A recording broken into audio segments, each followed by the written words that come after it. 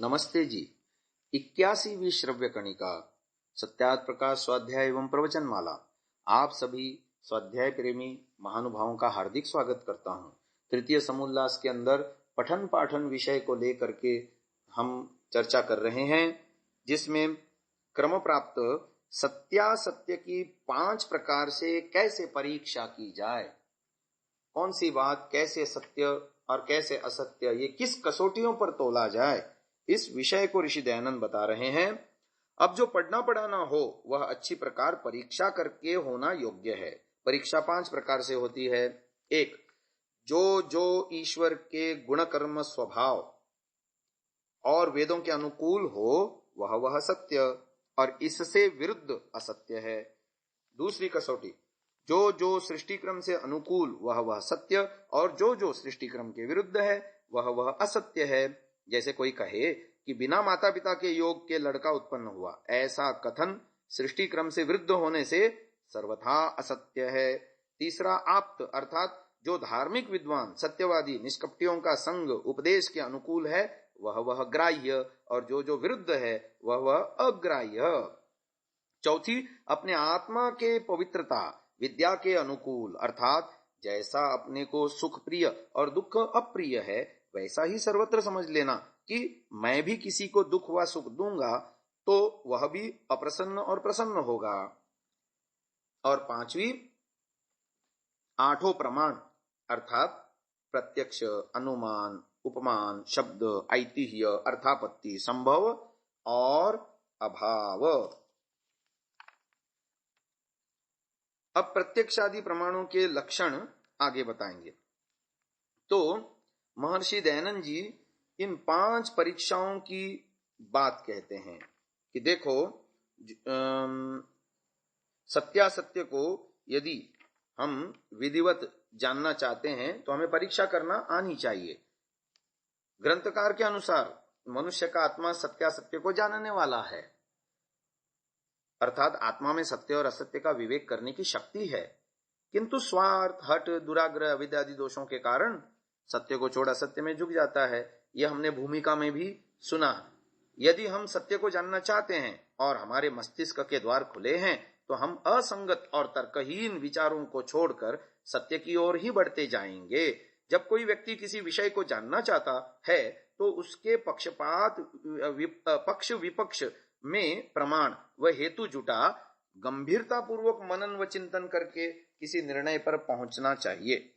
सत्यान्वेषी का इस विषय में मार्गदर्शन करने के लिए सत्यासत्य की परख के निमित्त ऋषि दयानंद ने 5 कसौटियां निश्चित की हैं, जिनमें पहली है वेदानुकूल होना। जो ईश्वरीय ज्ञान वेद के अनुकूल है वह सत्य।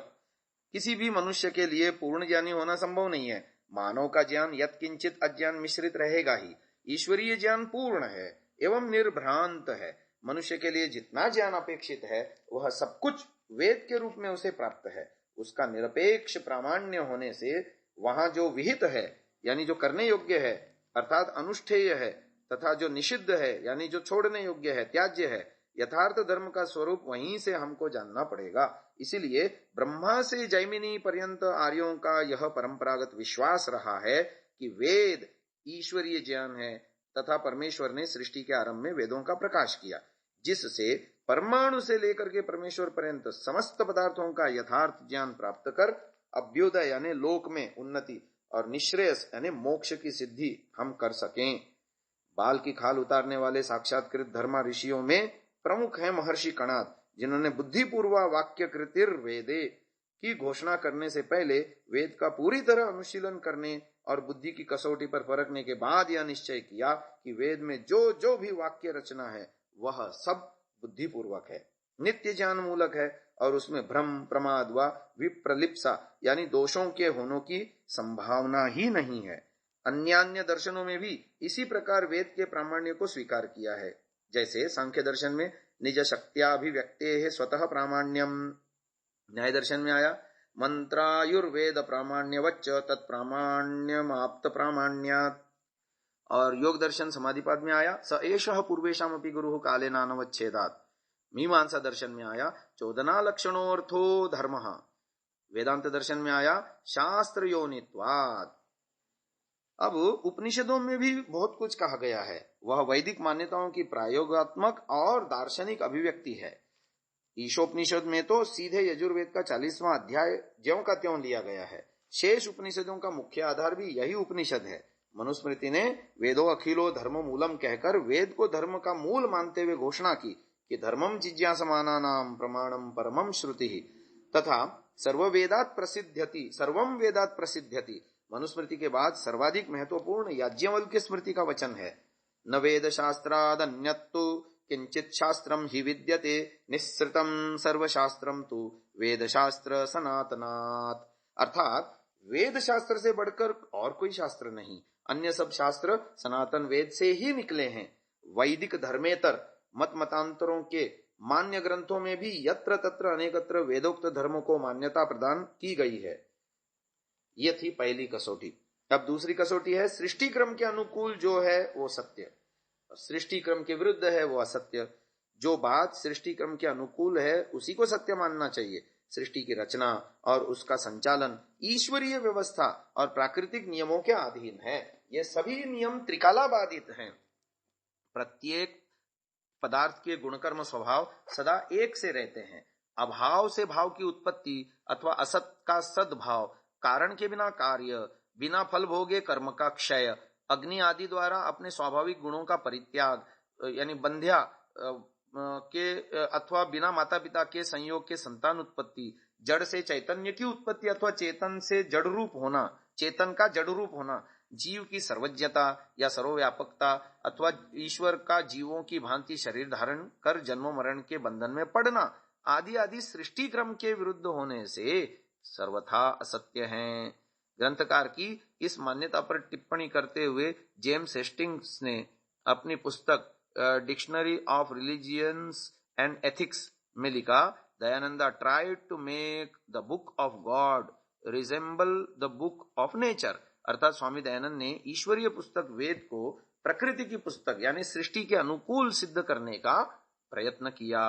यदि वेद और सृष्टि दोनों एक ही सत्ता के कार्य हैं तो दोनों का परस्पर एक दूसरे के अनुकूल होना स्वाभाविक होना चाहिए। ऐसा न होना आश्चर्यजनक होगा। यदि भूगोल की पुस्तक का लेखक और उसमें लिखे नक्शे का बनाने वाला एक ही व्यक्ति हो तो यह कैसे संभव हो सकता है कि पुस्तक में तो दिल्ली का यमुना के किनारे पर स्थित होना लिखे और नक्शे में उसकी स्थिति गंगा के किनारे पर दिखाए।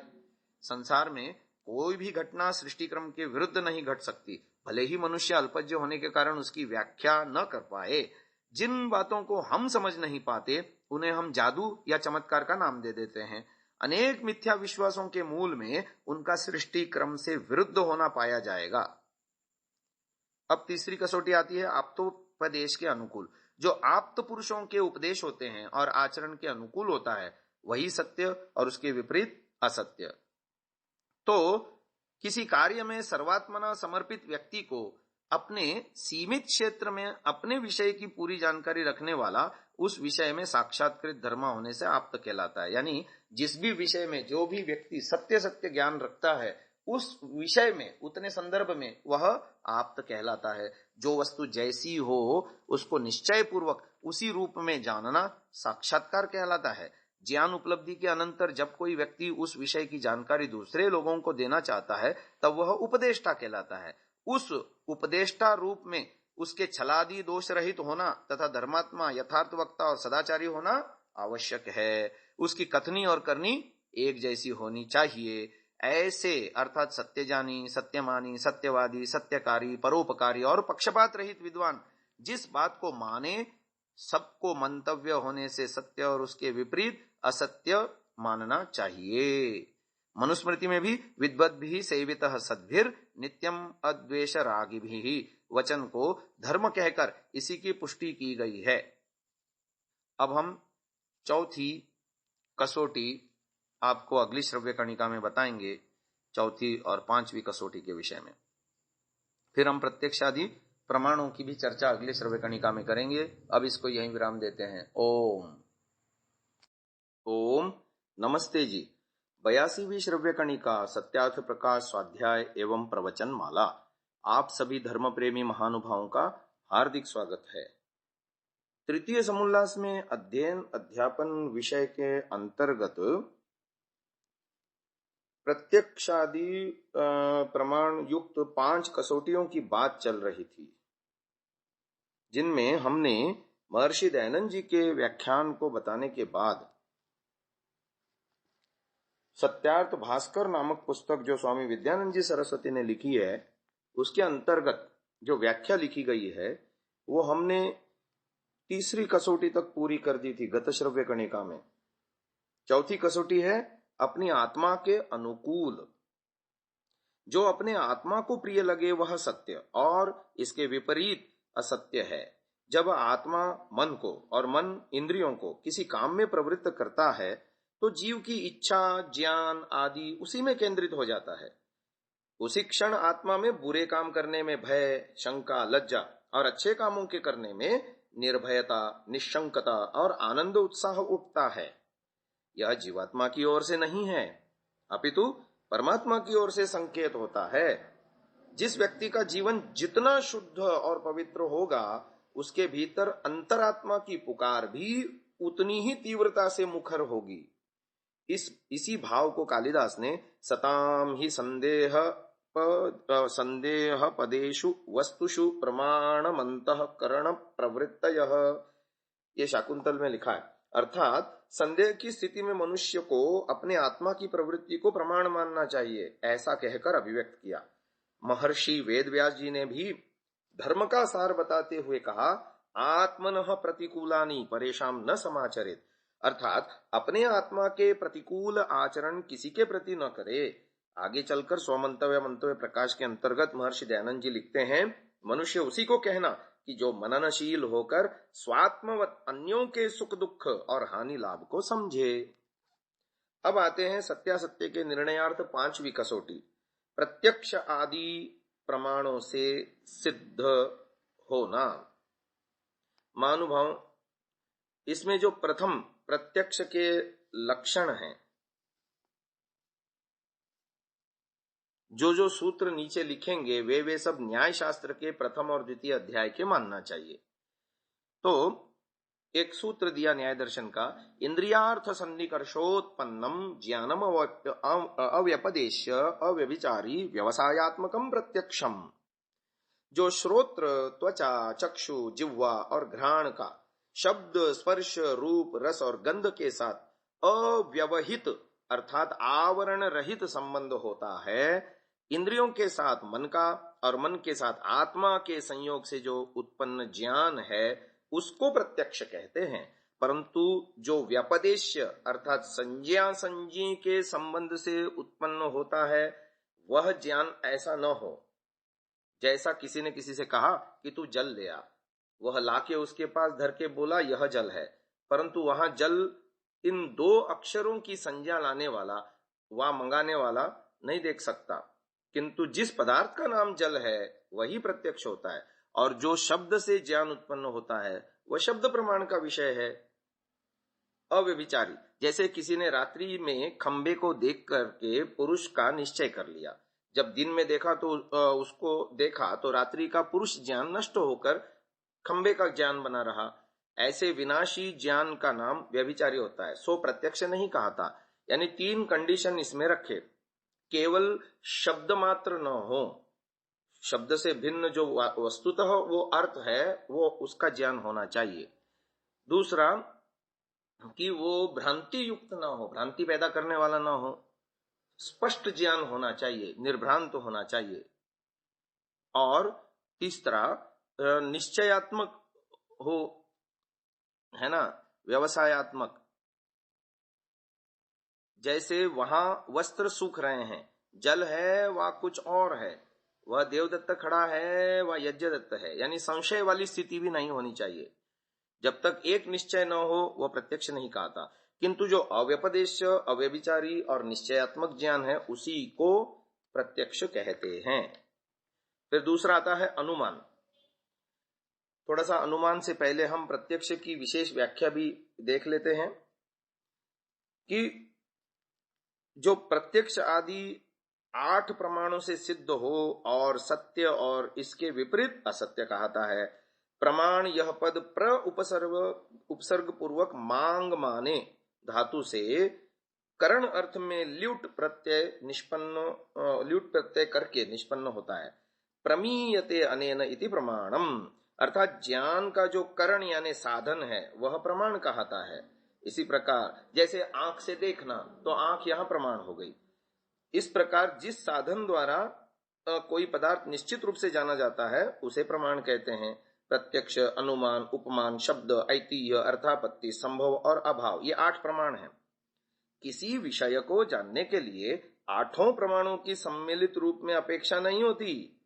कहीं एक प्रमेय यानी ज्ञान के विषय को अनेक प्रमाणों के द्वारा जाना जाता है और किसी एक विषय में एक ही प्रमाण का प्रवृत्त होना संभव हो पाता है। तो अब हम प्रत्यक्ष के विषय में थोड़ा सा जानते हैं। बाह्य विषय के साथ सीधा सीधा संबंध न आत्मा का होता है न मन का।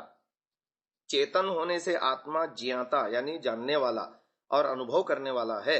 मन अंदर का साधन है और चक्षु आदि इंद्रियां बाहर के साधन हैं। आत्मा जिस विषय का प्रत्यक्ष करना चाहता है वह अंतर साधन मन को प्रेरित करता है। मन अभिलषित विषय को ग्रहण करने वाली इंद्रिय के साथ संबद्ध होकर इंद्रिय को उस अर्थ यानी विषय की ओर प्रेरित करता है। जब बाह्य विषय का संबंध बाह्य इंद्रिय से, बाह्य इंद्रिय का अंतर साधन मन से और मन का आत्मा से है, तो आत्मा, मन, इंद्रिय और अर्थ ये परस्पर संबंध से आत्मा बाह्य अर्थ को जान लेता है।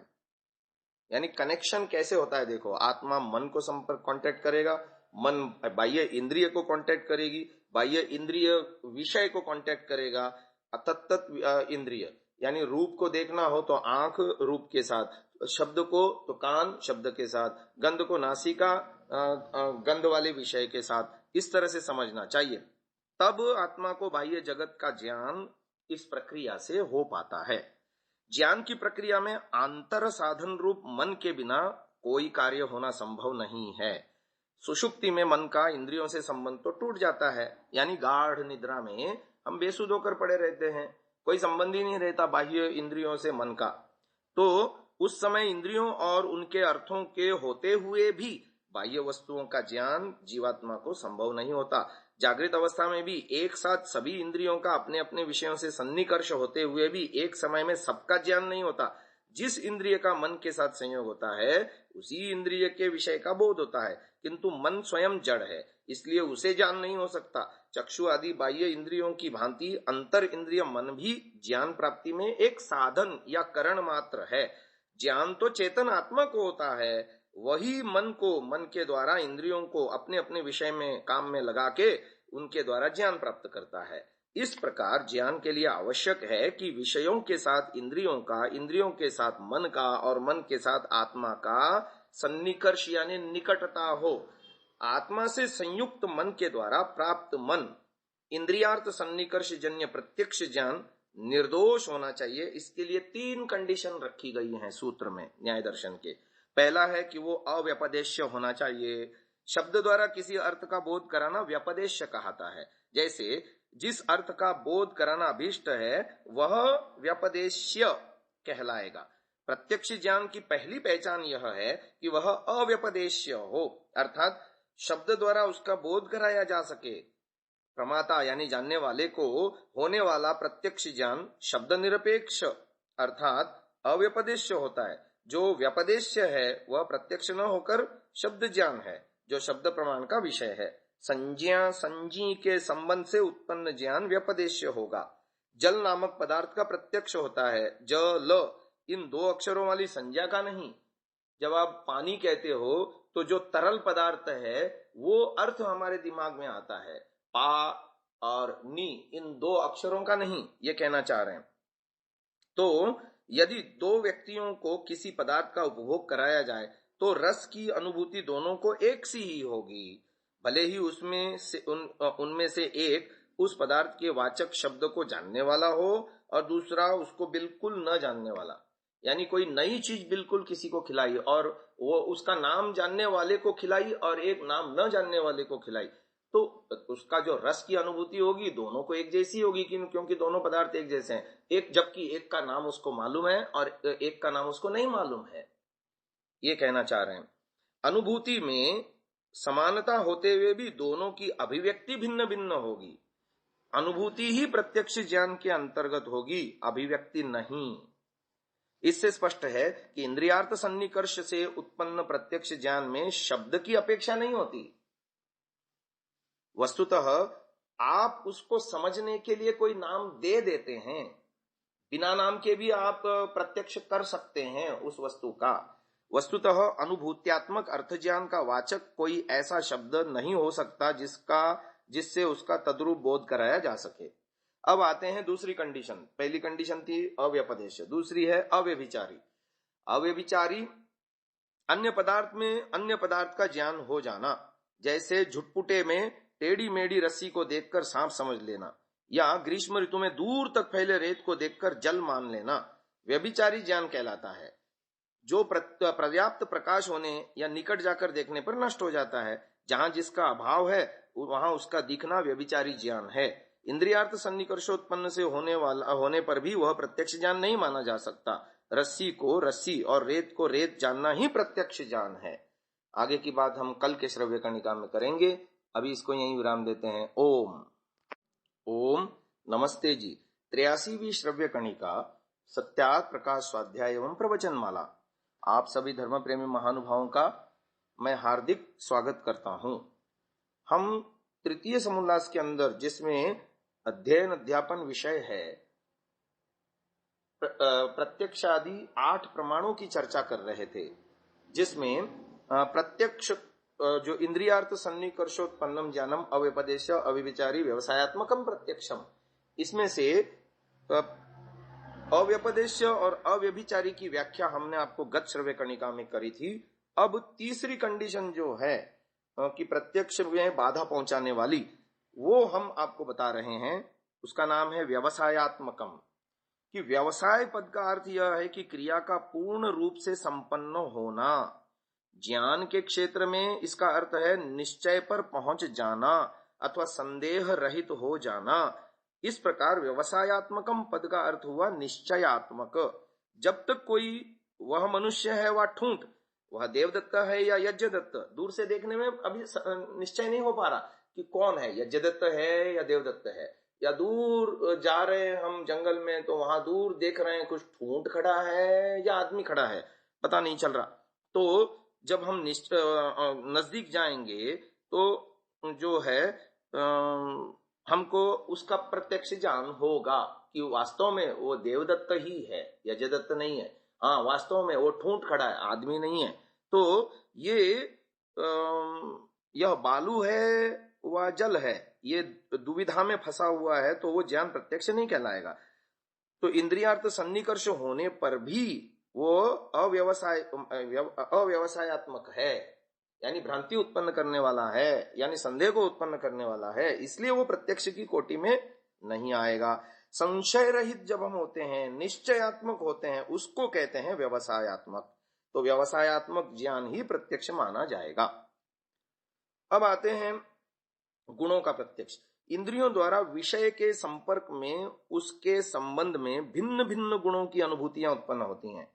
जल के प्रत्यक्ष में स्पर्श से शीतलता का अनुभव होता है, जिह्वा से रसना का अनुभव होता है, रस का अनुभव होता है, चक्षुओं से रूप व तरलता आदि की अलग अलग अनुभूतियां प्राप्त होती हैं। अलग अलग ये अनुभूतियां केवल शब्द, स्पर्श, रूप, रस और गंध आदि की सूचना मात्र हैं।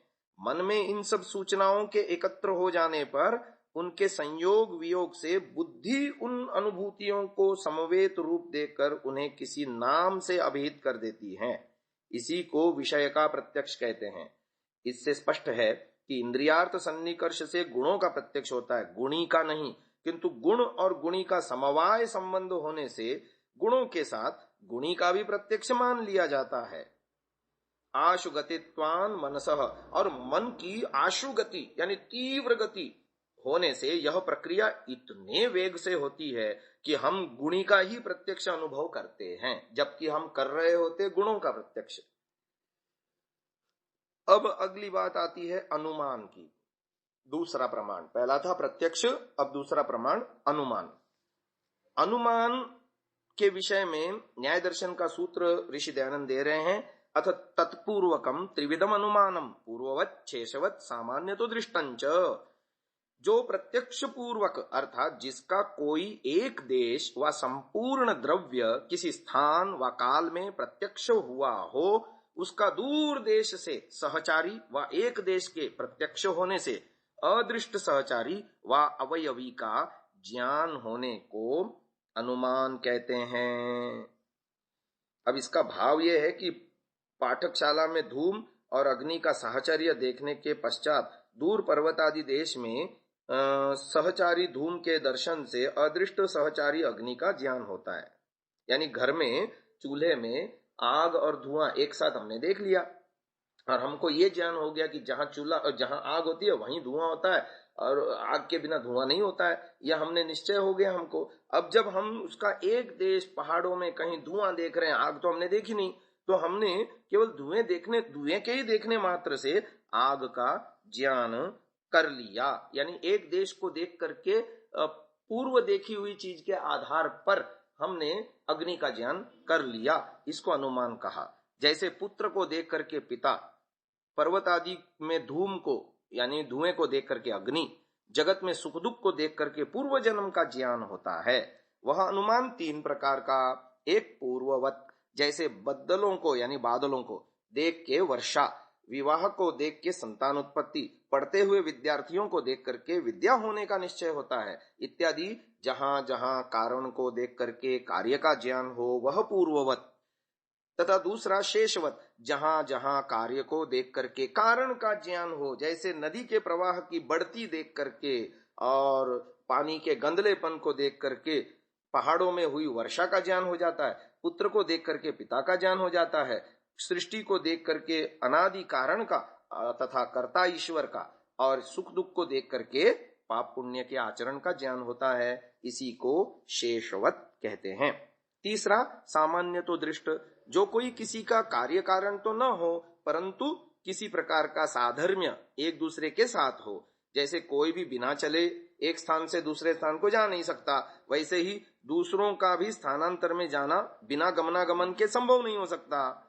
यानी मैं यदि अपने घर से कार्यालय तक जाता हूं तो पैदल जाना होगा मेरे को, या कोई वाहन से या कोई साधन से जाना होगा, बिना गमन के मैं वहां घर से कार्यालय पहुंच ही नहीं सकता। ये एक सामान्य नियम हुआ। तो अनुमान शब्द का अर्थ यही है कि अनु अर्थात प्रत्यक्षस्य पश्चान मीयते ज्ञायते येन तद अनुमानम, जो प्रत्यक्ष के पश्चात उत्पन्न हो। जैसे धूम के प्रत्यक्ष देखे बिना अदृष्ट अग्नि का ज्ञान कभी नहीं हो सकता। अब इस अनुमान के विषय में थोड़ा सा और विस्तार से हम आपको बता रहे हैं। अनुमान शब्द का अर्थ है अनु अर्थात प्रत्यक्षस्य पश्चान्मीयते ज्ञायते येन तद अनुमानम, जिसका कोई एक देश अथवा संपूर्ण द्रव्य किसी स्थान व काल में प्रत्यक्ष हुआ हो भूतकाल में, उसका दूर देश से सहचारी का एक देश एक अवयव ज्ञान प्रत्यक्ष होने से अदृष्ट सहचारी व अवयवी का ज्ञान होने को अनुमान कहते हैं। यानी खिड़की में हमने केवल बिल्ली की पूंछ देखी थी, पर वो ऐसी ही पूंछ वाली बिल्ली हमने पहले देख रखी है, तो मात्र पूंछ देखने मात्र से हम बिल्ली का अनुमान कर लेते हैं कि वहां खिड़की के बाहर बिल्ली खड़ी है। ऐसे ही समझ लेना चाहिए। आग और धुएं को एक साथ देखने अथवा लिंगी और लिंग के संबंध का प्रत्यक्ष होने पर कालांतर में केवल एक का प्रत्यक्ष होने से दूसरे का अनुमान से हम जान लेते हैं। अनुमान के प्रयोग में निम्न प्रकार की 5 अवयवों का उपयोग किया जाता है। यानी ये भी न्याय दर्शन की प्रक्रिया है। पहला है प्रतिज्ञा, दूसरा है हेतु, तीसरा है दृष्टांत, चौथा है उपनय, पांचवा है निगमन। यानी प्रतिज्ञा है, वहां आग है, यह हमने प्रतिज्ञा की यानी कह दिया, स्थापना की, तो उसका हेतु बताया, कारण बताया, क्योंकि वहां धुआं दिखाई दे रहा है। अब दृष्टांत देते हैं, जैसे रसोई घर में हम पहले भी देख चुके हैं कि जहां आग होती है वहां धुआं भी होता ही है, बिना आग के धुआं नहीं होता।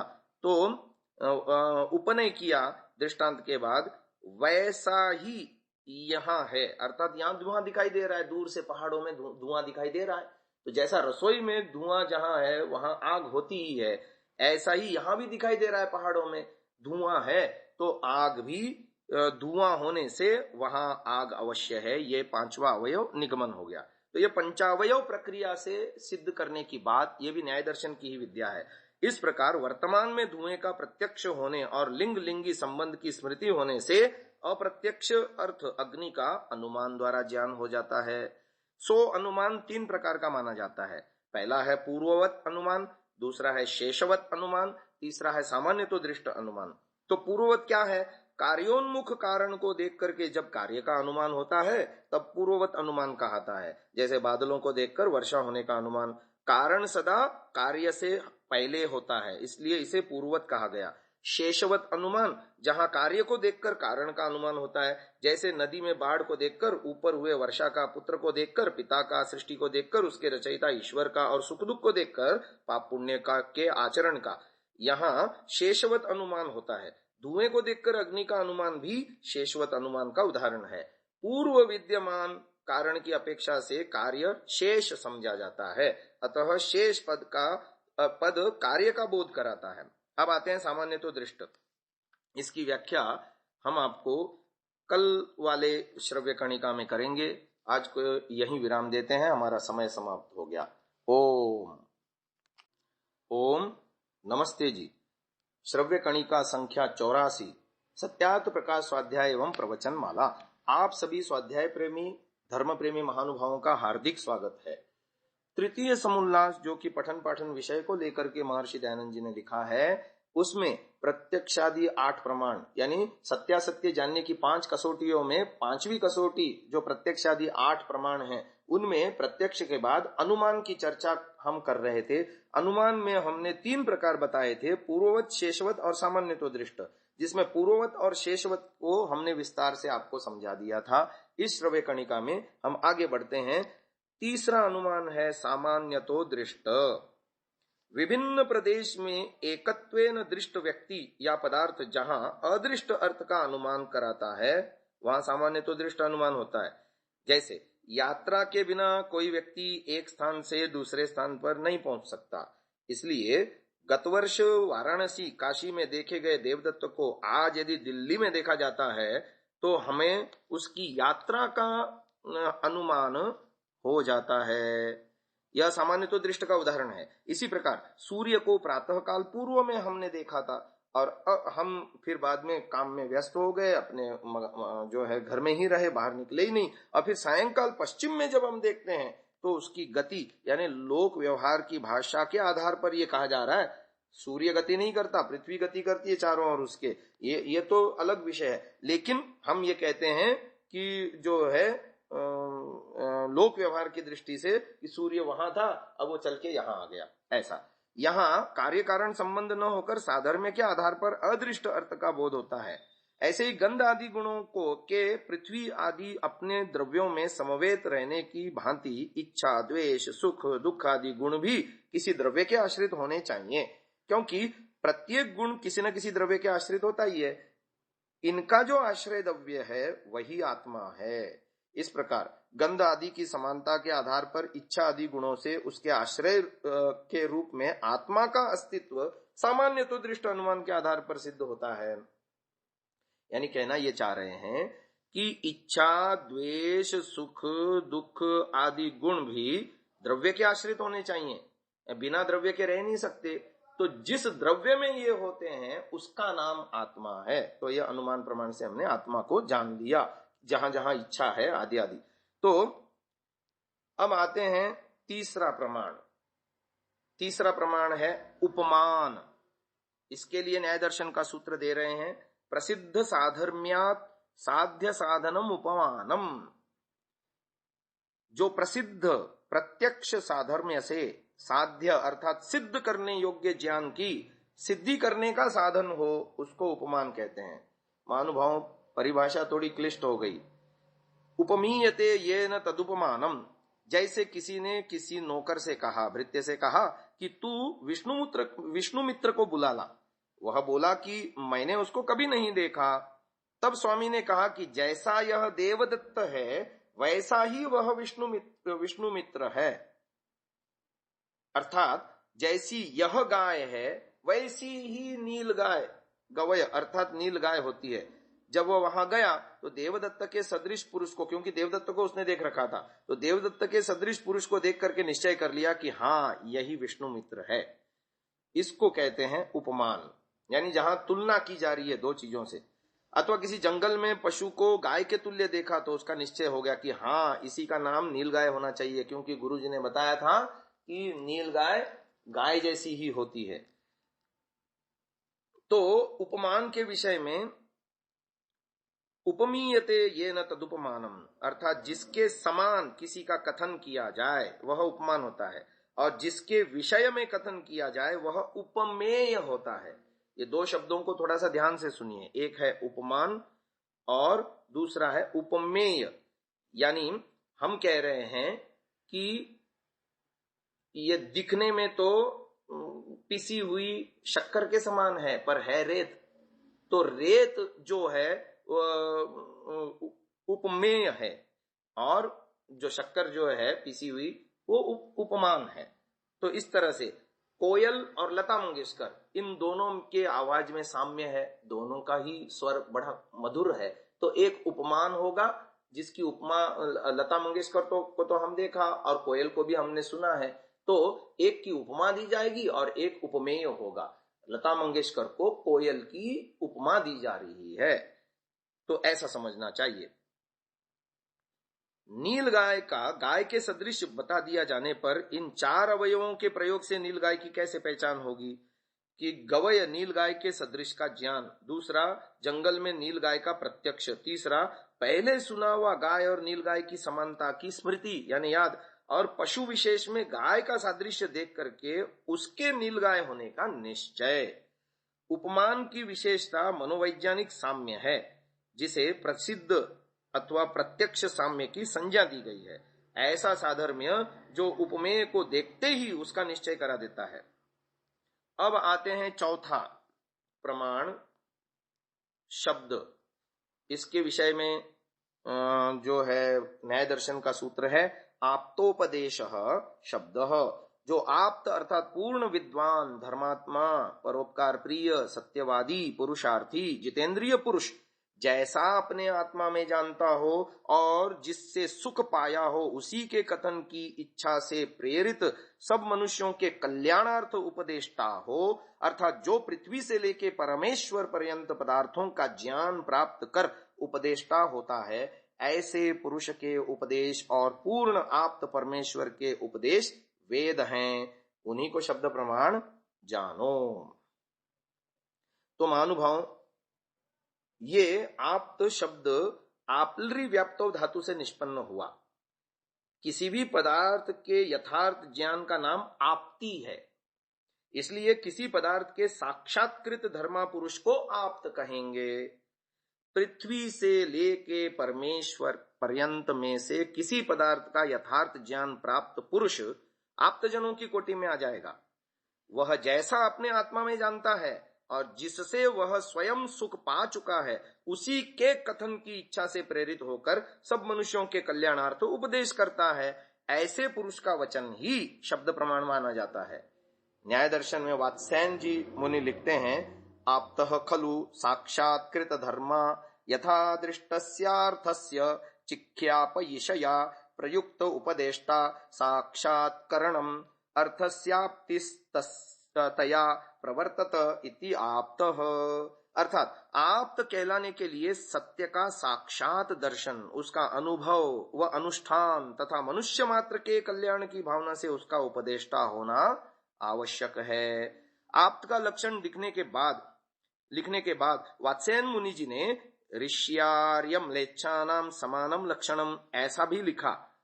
इसमें पठित ऋषि, आर्य और म्लेच्छ शब्दों की व्याख्या करते हुए ग्रंथकार ने प्रथम संस्करण में लिखा है, यानी महर्षि दयानंद जी ने सत्यार्थ प्रकाश के पहले संस्करण में कुछ एक्स्ट्रा लिखा है। वो लिखते हैं, ऋषि नाम यथार्थ मंत्र दृष्टा, यथार्थ पदार्थों का विचार करने वाले, उत्तर में हिमालय और दक्षिण में विंध्याचल, पूर्व में समुद्र और पश्चिम में समुद्र, इन चारों के अवधि पर्यंत देश में रहने वाले मनुष्यों का नाम आर्य है।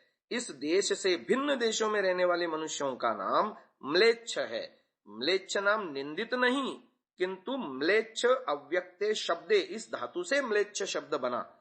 इसका अर्थ कि जिन पुरुषों के उच्चारण में वर्णों का स्पष्ट उच्चारण नहीं प्रकाशित होता, उनका नाम म्लेच्छ है। जगत में अर्थात हम लोग आजकल म्लेच्छ को घृणा के दृष्टि से देखते हैं, वैसा नहीं होना चाहिए। जो लोग जिनका उच्चारण, अब देखो भारत में भी आजकल की तारीख में भारत में भी देखेंगे कि शुद्ध उच्चारण करने वाले लोग विशिष्ट शहरों में रहते हैं, लेकिन वो शहरों से दूर थोड़ा गांव की तरफ जाएंगे तो उनकी अपनी भाषा थोड़ी थोड़ी उच्चारण की दृष्टि से अस्पष्ट होती चली जाती है। हिंदी का उदाहरण लें तो मुलायम सिंह यादव। जगत में अनेक प्रकार के प्रमाण आप्त प्रमाण के आधार पर चलते हैं। यदि हम अपने पूर्वजों के कथन पर विश्वास न करते और हर पीढ़ी सब कुछ नए सिरे से करते तो मनुष्य जाति जहां की तहां पड़ी रहती। आज भी हम अपने सीमित क्षेत्र में विशेष ज्ञान रखने वाले अर्थात साक्षात्कृत धर्मा लोगों की सहायता से अपना काम चलाते हैं, किंतु पूर्ण आप्त केवल परमेश्वर है। यानी जीवात्मा स्वाभाविक है, अल्पज्ञ होने से सब विषयों में सब ज्ञान नहीं रख सकता। ऐसा ज्ञानी, ऐसा आप्त वक्ता केवल और केवल ईश्वर है। इससे उसका उपदेश वेद स्वतः प्रमाण है तथा पूर्ण और नित्य और निर्भ्रांत है। अब आते हैं दृष्टार्थ और अदृष्टार्थ भेद से शब्द प्रमाण दो प्रकार का है। शब्द प्रमाण से जाने गए जिस अर्थ को इंद्रियों द्वारा प्रत्यक्ष किया जाए वो होगा दृष्टार्थ। दृष्टार्थ और अदृष्टार्थ, इसके विषय में आगे की व्याख्या हम आपको कल वाले श्रव्य कणिका में सुनाएंगे। आज इसको यहीं विराम देते हैं समयाभाव में। ओम ओम नमस्ते जी। 85वीं श्रव्य कणिका सत्यार्थ प्रकाश स्वाध्याय एवं प्रवचन माला। आप सभी धर्म प्रेमी महानुभावों का हार्दिक स्वागत है। हम तृतीय समुल्लास में अध्ययन अध्यापन विषय के अंतर्गत परीक्षा की 5 कसौटियां के विषय में आपको अंतिम कसौटी प्रत्यक्षादि 8 प्रमाणों के विषय में व्याख्यान कर रहे हैं, जिनमें शब्द प्रमाण जो कि चौथा प्रमाण है उसकी चर्चा हम कर रहे थे। और उसमें हमने आपको 2 शब्द प्रमाण के प्रकार बताए थे, दृष्टार्थ और अदृष्टार्थ। गत श्रव्य कणिका में हमने आपको बताने का प्रयास किया कि शब्द प्रमाण से जाने गए जिस अर्थ को इंद्रियों द्वारा भी प्रत्यक्ष किया जा सके वह दृष्टार्थ है। किसी ने कहा कि मेरे घर में आम का पेड़ लगा है, वहां जाकर देखा तो आम का पेड़ खड़ा पाया। वक्ता का ऐसा कथन दृष्टार्थ शब्द प्रमाण के अंतर्गत है, क्योंकि उसके कथन की पुष्टि प्रत्यक्ष प्रमाण से हो गई। शब्द प्रमाण से जाने गए जिस अर्थ में और कोई प्रमाण प्रवृत्त न हो सके उसको अदृष्टार्थ शब्द प्रमाण कहता है। वैदिक वाङ्मय का प्रसिद्ध विधि वाक्य है अग्निहोत्रम जुहुयात स्वर्ग कामः, अर्थात स्वर्ग प्राप्ति की इच्छा वाले यज्ञ करें। इस वाक्य से बोधित अर्थ को इंद्रियों द्वारा नहीं जाना जा सकता। यानी मर करके ही तो स्वर्ग मिलेगा ना, तो अभी जीवित रहते रहते तो ये वाक्य की सिद्धि नहीं है। यह वैदिक वाक्य अदृष्टार्थ है। लौकिक वाक्य और वैदिक वाक्य के आधार पर किए शब्द प्रमाण के विभाग में लौकिक वाक्य दृष्टार्थ होता है और वैदिक वाक्य अदृष्टार्थ समझने चाहिए, परंतु दोनों को ही प्रमाण मानना चाहिए। अब आते हैं 5वें प्रमाण में। 5वां प्रमाण है ऐतिह्य।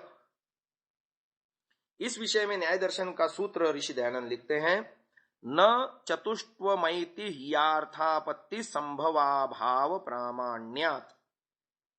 जो इति ह अर्थात इस प्रकार का था, उसने इस प्रकार किया, अर्थात किसी के जीवन चरित्र का नाम ऐतिह्य है। यानी जिन बातों को परंपरा से कहते सुनते चले आते हैं अथवा यत्र तत्र ग्रंथों में जिनका उल्लेख मिलता है, ऐसे प्रवादों अथवा कथानकों की परंपरा का नाम ऐतिह्य है। ऐतिह्य में प्रथम वक्ता का निर्देश नहीं रहता, इसलिए यह शब्द प्रमाण के अंतर्गत नहीं आता। अब आते हैं 6ठा प्रमाण अर्थापत्ति।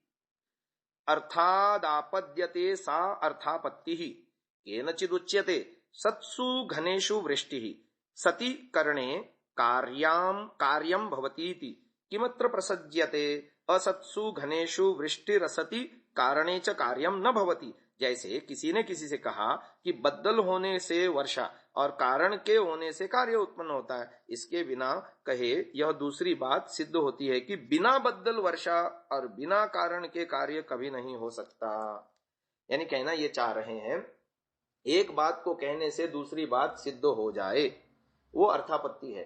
जैसे मैं आज सिनेमा देखने जाऊंगा या सिनेमा देखने आया हूं, इसका मतलब यह है कि मैं घर में नहीं हूं, ये समय नियमित मेरा घर में बैठ करके यज्ञ करने का है और इस समय मैं सिनेमा देखने आया हूं। इसका मतलब अर्थापत्ति से यह सिद्ध हुआ कि नियमित काम जो मैं रोज करता हूं इस समय, यह घर में बैठ के यज्ञ करने का, वो इस समय नहीं कर रहा हूं, तो अर्थापत्ति से यह सिद्ध हो गया। तो अर्थापत्ति के विषय में किसी के एक बात कहने से जब दूसरी बात स्वतः सिद्ध हो जाए, उसका नाम अर्थापत्ति है। यह कहने पर कि सत्यवादी का विश्वास किया जाता है अथवा कारण के होने पर कार्य होता है, यह बिना कहे ही सिद्ध हो जाता है कि झूठे का विश्वास नहीं किया जाता अथवा कारण के बिना कार्य नहीं होता। इस प्रकार का ज्ञान अर्थापत्ति प्रमाण से प्राप्त होता है। अब आते हैं अगला प्रमाण, 7वां, संभव। संभवती यस्मिन् स संभवः। जैसे कोई कहे कि माता पिता के बिना संतान उत्पत्ति हुई। ईसाइयों में यही तो है कि ईसा मसीहा की उत्पत्ति बिना स्वर्गीय पिता से, बिना शरीरधारी पिता से हुई। किसी ने मृतक जिलाए, यानी प्रेत के अंदर प्राण फूंक दिया और वो जिंदा हो गया।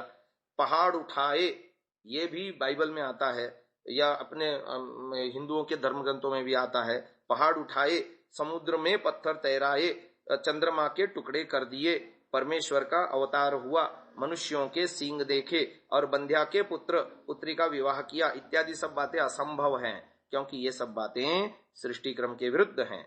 जो बात सृष्टि क्रम के अनुकूल है वही संभव है।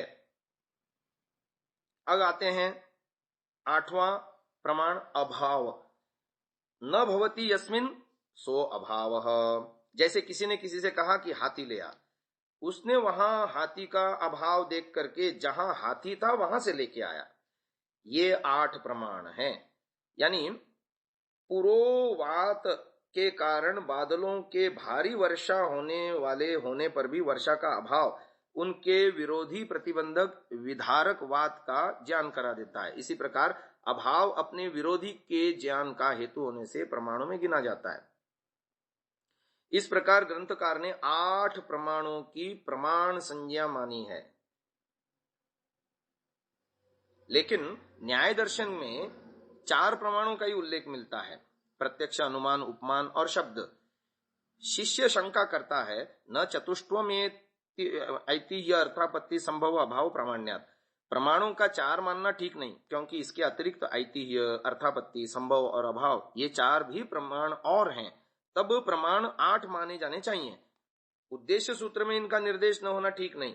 सूत्रकार आचार्य ने शंका का समाधान करते हुए कहा कि यह ठीक है कि ऐतिह्य आदि से किसी अर्थ का ज्ञान होने के कारण ये प्रमाण तो कहे जा सकते हैं, परंतु इनको अतिरिक्त प्रमाण मानना आवश्यक है, क्योंकि शब्द, ऐतिह्य, अर्थांतर, भावाद अनुमाने, अर्थापत्ति, संभवा भाव, अनर्थांतर भावाच्चा प्रतिषेधः। यानी ऐतिह्य आदि का शब्द आदि प्रमाणों में अंतर्भाव होने से उद्देश्य सूत्रगत प्रमाण निर्देश विषयक शंका ठीक नहीं। ऐतिह्य शब्द प्रमाण से भिन्न नहीं है। यानी वो कहना चाह रहे हैं कि बाद वाले प्रमाण जो हैं पहले वाले प्रमाणों के अंतर्गत कहीं ना कहीं उनका समावेश हो जाता है, इसलिए ऐसा कहना ठीक नहीं है। उसको सूत्र के अंतर्गत यानी न्याय दर्शन के मुख्य सूत्रों में उसको गिनने की आवश्यकता नहीं है, ऐसा वो कहना चाह रहे हैं। ऐतिह्य में प्रवक्ता का निर्देश नहीं रहता, परंतु इतने से उसके आप्तोपदेश होने में कोई संदेह की बात नहीं रहती। इसी प्रकार ऐतिह्य के शब्द रूप होने से उसको पृथक से नहीं पढ़ा गया। ऐसे ही अर्थापत्ति, संभव और अभाव अनुमान के लक्षण से बाहर नहीं जाते। अनुमान में भी यही विशेषता है कि प्रत्यक्ष अर्थ से संबद्ध अप्रत्यक्ष अर्थ का बोध होना। अर्थापत्ति में इसी प्रकार एक वाक्यार्थ के ज्ञान से उस विरोधी अर्थ का ज्ञान हो जाना जो कहा नहीं गया है। बात यह कही गई कि बादलों के न होने पर वर्षा नहीं होती, इसके अकथित विरोधी अर्थ का ज्ञान हुआ कि बादलों के होने पर ही वर्षा होती है। इसमें पहला कथन हेतु और दूसरा अकथित अर्थ साध्य है, यही अनुमान का स्वरूप है। इसी प्रकार संभव और अभाव की व्याख्या से उन दोनों का भी अनुमान में अंतर्भाव हो जाता है। इसलिए न्याय के उद्देश्य सूत्र में ग्रंथकार द्वारा प्रस्तुत विवेचन में कोई असामंजस्य अथवा किसी प्रकार का तात्विक भेद नहीं मानना चाहिए। महानुभाव, ये विषय बहुत ही अद्भुत है। इस प्रकार 5 परीक्षाओं द्वारा मनुष्य सत्यासत्य का निर्णय कर सकता है, अन्यथा नहीं। ऋषि दयानंद ने कितनी जबरदस्त कसौटी हमको दी कि हम सत्यासत्य निर्णय करने के लिए इन 5 परीक्षाओं को जाने। फिर अंत में वैशेषिक दर्शन का द्रव्य गुणादि के ज्ञान द्वारा मोक्ष प्राप्ति का विषय में एक सूत्र दे रहे हैं कि धर्म विशेष प्रसूताद द्रव्य गुण कर्म सामान्य विशेष समवायानाम पदार्थानाम साधर्म्य वैधर्म्याभ्याम तत्वज्ञान निश्रेयसम। जब मनुष्य धर्म के यथायोग्य अनुष्ठान करने से पवित्र होकर साधर्म्य अर्थात जो तुल्य धर्म्य है, जैसा पृथ्वी जड़ और जल भी जड़, वैधर्म्य अर्थात पृथ्वी कठोर और जल कोमल, इसी प्रकार से द्रव्य गुण कर्म सामान्य विशेष और समवाय, इन 6 पदार्थों का तत्व ज्ञान अर्थात स्वरूप ज्ञान होने से निश्रेयसम मोक्ष को प्राप्त होता है। महानुभाव, इसके विषय में विशेष व्याख्या हम आपको अगली श्रव्य कणिका में करेंगे। आज के लिए इतना ही। ओम नमस्ते जी। 86वीं श्रव्य कणिका सत्यार्थ प्रकाश स्वाध्याय एवं प्रवचन माला। आप सभी धर्म प्रेमी महानुभावों का हार्दिक स्वागत करता हूं। तृतीय समुल्लास में अध्ययन अध्यापन विषय दिया है, जिसके अंतर्गत हमने गत श्रव्य कणिकाओं में सत्यासत्य को जानने की 5 परीक्षाएं, जिनमें अंतिम कसौटी प्रत्यक्ष आदि 8 प्रमाणों के विषय में विस्तार से जाना। अब अगला क्रम प्राप्त शीर्षक है सत्यार्थ प्रकाश में द्रव्य गुणादि के ज्ञान से मोक्ष प्राप्ति। ये वैशेषिक दर्शन के प्रथम अध्याय के प्रथमांध्य के 4th सूत्र में ये सूत्र आता है। धर्म विशेष प्रसूताद द्रव्य गुण कर्म सामान्य विशेष समवायानाम पदार्थानाम साधर्म्य वैधर्म्याभ्याम तत्वज्ञानान निश्रेयसम। जब मनुष्य धर्म के यथायोग्य अनुष्ठान करने से पवित्र होकर साधर्म्य अर्थात जो तुल्य धर्म है, जैसा पृथ्वी जड़ और जल भी जड़, वैधर्म्य अर्थात पृथ्वी कठोर और जल कोमल, इसी प्रकार से द्रव्य गुण कर्म सामान्य विशेष और समवाय, इन 6 पदार्थों के तत्वज्ञान अर्थात स्वरूप ज्ञान से निश्रेयसम मोक्ष को प्राप्त होता है। अब इनके विषय में थोड़ा सा विस्तार से बताते हैं। धर्म विशेष प्रसूतात्, धर्म विशेष में उत्पन्न हुए द्रव्य गुण कर्म सामान्य विशेष समवाया नाम, द्रव्य गुण कर्म सामान्य विशेष समवाय नामक पदार्थानाम पदार्थों के साधर्म्य वैधर्म्याभ्याम, साधर्म्य और वैधर्म्य के साथ अथवा इस प्रकार के तत्वज्ञानात्, तत्वज्ञान से निश्रेयसम, निश्रेयस अर्थात मोक्ष प्राप्त होता है।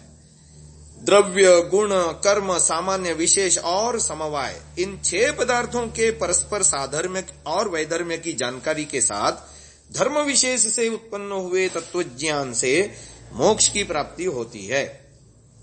साधर्म्य और वैधर्म्य पदों में धर्म पद का भाव है विशेषता।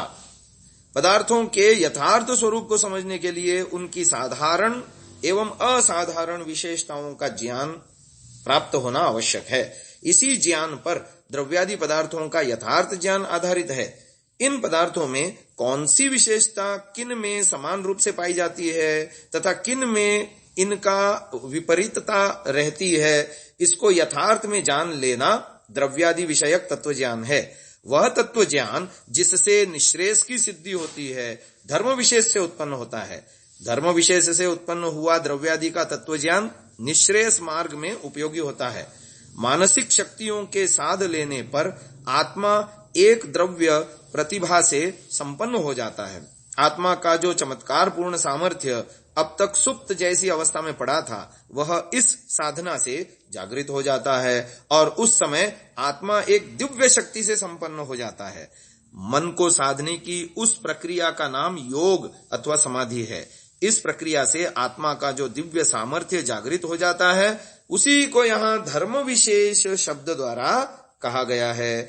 इस अवस्था को प्राप्त हो जाने से पदार्थों की सूक्ष्म स्थिति तक का जो यथार्थ ज्ञान होता है, वही द्रव्यादि का ऐसा तत्व ज्ञान है जो कि निश्रेयस की प्राप्ति में सहायक होगा।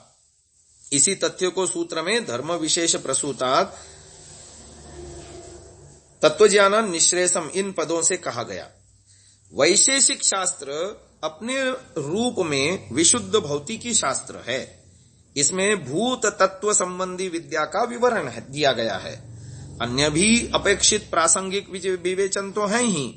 भौतिक पदार्थों की नश्वरता का साक्षात हो जाने पर अब ये पदार्थ हमारे लिए साधन मात्र हैं, हम इनके लिए नहीं। हमें इनका दास नहीं होना चाहिए, प्रत्युत हमें महान उद्देश्य व लक्ष्य की प्राप्ति के लिए इन्हें अपना सहायक समझकर उसी सीमा तक इनका उपयोग करना चाहिए, ऐसा बोध हो जाता है। यानी एक है साध्य और एक है साधन। ब्रह्म प्राप्ति, मोक्ष प्राप्ति का साध्य सिद्ध करने के लिए संसार रूपी भौतिक तत्व जितने भी हैं और उससे निर्मित पदार्थ हैं, वे साधन हैं। ऐसा ज्ञान प्राप्त करने की बात वैशेषिक दर्शन के इन तत्वों को जान लेने पर हमको बोध हो जाता है। यदि ऐसा बोध हो जाता है तब सीधा अध्यात्म का मार्ग खुल जाएगा। इस मार्ग पर प्रगति करते हुए जो महान आत्मा अपने लक्ष्य को प्राप्त कर लेते हैं, महर्षि दयानंद जी की तरह वे उस दशा में लोकोपकार की भावना से उच्च कोटि के ऐसे वाङ्मय का निर्माण कर जाते हैं, जिससे आगे वाला समाज उनके अनुभवों से लाभान्वित होकर अपना मार्ग प्रशस्त कर पाता है। विविध प्रकार के शास्त्र इसी रूप में समय समय पर बनते आए हैं और हमारे लिए प्रकाश स्तंभ यानी लैंप पोस्ट का काम देते रहे हैं। अब एक एक बातों की विवेचना सत्यार्थ प्रकाश में विशेष रूप से की जा रही है। सबसे पहले है द्रव्यों की गणना कि कितने प्रकार के द्रव्य हैं। तो वैशेषिक 1:1:5 सूत्र है, पृथिव्याप तेजो वायुराकाशम कालोदिगात्मा मन इति द्रव्याणि। पृथ्वी, जल, तेज, वायु, आकाश, काल, दिशा, आत्मा और मन, ये 9 द्रव्य हैं। महानुभाव, सूत्र में इनकी गणना का सूचक कोई संख्या पद नहीं है, परंतु पृथक पृथक नामोच्चारण पूर्वक बताए जाने से यह स्पष्ट हो जाता है कि ये 9 द्रव्य हैं। नामों के अंत में इति पद इनके विभक्त स्वरूप को अथवा ये इतने ही हैं इस भाव को अभिव्यक्त करता है। वैशेषिक दर्शन में आत्मा पदबोध्य द्रव्य तत्व जीवात्मा और परमात्मा दोनों के लिए है। इनमें संख्या की दृष्टि से जीवात्मा अनंत और परमात्मा एकमात्र द्रव्य है। अंतिम द्रव्य मन भी संख्या की दृष्टि से अनंत है। प्रत्येक जीवात्मा के साथ साधन रूप में एक मन संबद्ध रहता है, जुड़ा रहता है। इसलिए जितने जीवात्मा होंगे यानी बंधन अवस्था में जितने जीवात्मा होंगे उतने ही मन होंगे। इस प्रकार द्रव्यों की 9 संख्या केवल इनके वर्गीकरण के दृष्टि से है, न कि उतने एक यानी मन कहा तो मन एक ही होगा या आत्मा कहा तो आत्मा एक ही होगा, ऐसा नहीं है। वर्गीकरण की दृष्टि से यह 9 संख्या है, ऐसा समझना चाहिए। पृथ्वी आदि को वैशेषिक में द्रव्य नाम क्यों दिया गया? गंभीरता से विचारने पर यह स्पष्ट प्रतीत होता है कि मानव की समस्त उन्नति और प्राणी मात्र के जीवन निर्वाह का एकमात्र आधार बेस पृथ्वी आदि पदार्थ हैं। स्वयं वह प्राणी आत्मा रूप से इन्हीं के बीच प्रतिष्ठित है। द्रव्य पद को वैशेषिक में कणाद जी ने पृथ्वी आदि 9 वर्गीकृत तत्वों के लिए परिभाषित कर दिया। इसलिए इस शास्त्र में द्रव्य पद से इन्हीं का ग्रहण होगा, अन्य का नहीं। आगे आता है द्रव्य का लक्षण। सत्यार्थ प्रकाश तृतीय समोल्लास में वैशेषिक दर्शन 1:15वें सूत्र का देते हुए महर्षि दयानंद लिखते हैं, क्रिया गुणवत् समवायी कारणमिति द्रव्य लक्षणम। अर्थात क्रियाश्च गुणाश्च विद्यन्ते यस्मिंस्तत् क्रिया गुणवत्, जिसमें क्रिया गुण और केवल गुण भी रहें उसको द्रव्य कहते हैं। उनमें से पृथ्वी, जल, तेज, वायु, मन और आत्मा, ये 6 द्रव्य क्रिया और गुण वाले हैं, तथा आकाश, काल और दिशा, ये 3 क्रिया रहित गुण वाले हैं। समवायी अर्थात समवेतुम शीलम यस्य तत्समवायी, प्राग्वृत्तित्वम कारणम समवायी च तत्कारणम च समवायी कारणम, लक्ष्यते येन तल्लक्षणम, जो मिलने के स्वभाव युक्त समवायी कार्य से कारण पूर्व कालस्थ हो उसी को द्रव्य कहते हैं। जिससे लक्ष्य जाना जाए, जैसे आंख से रूप जाना जाता है, उसको लक्षण कहते हैं। तो क्रिया गुणवत्, क्रिया अर्थात कर्मों का आश्रय और गुणों का आश्रय, समवायी कारणम सब उत्पन्न होने वाले कार्यों का, इति यह द्रव्य लक्षणम द्रव्य का लक्षण यानी चिन्ह है। क्रिया और गुणों का जो अधिकरण यानी आश्रय है वह द्रव्य है, यानी जिसमें क्रिया और गुण रहते हैं, है ना। कर्म अर्थात क्रिया किसी द्रव्य में हो सकती है, विभू द्रव्यों को छोड़कर यानी सर्वव्यापक द्रव्यों को छोड़कर शेष समस्त नित्य परमाणु आदि एवं अनित्य घट आदि द्रव्यों में क्रिया यानी गति आदि कर्म बराबर हुआ करते हैं। पृथ्वी आदि द्रव्यों को छोड़कर गुण आदि पदार्थों में क्रिया का होना संभव नहीं। इसलिए जहां क्रिया देखी जाए समझ लेना कि यह द्रव्य है। किसी जगह क्रिया का होना उसके द्रव्य होने का चिन्ह है।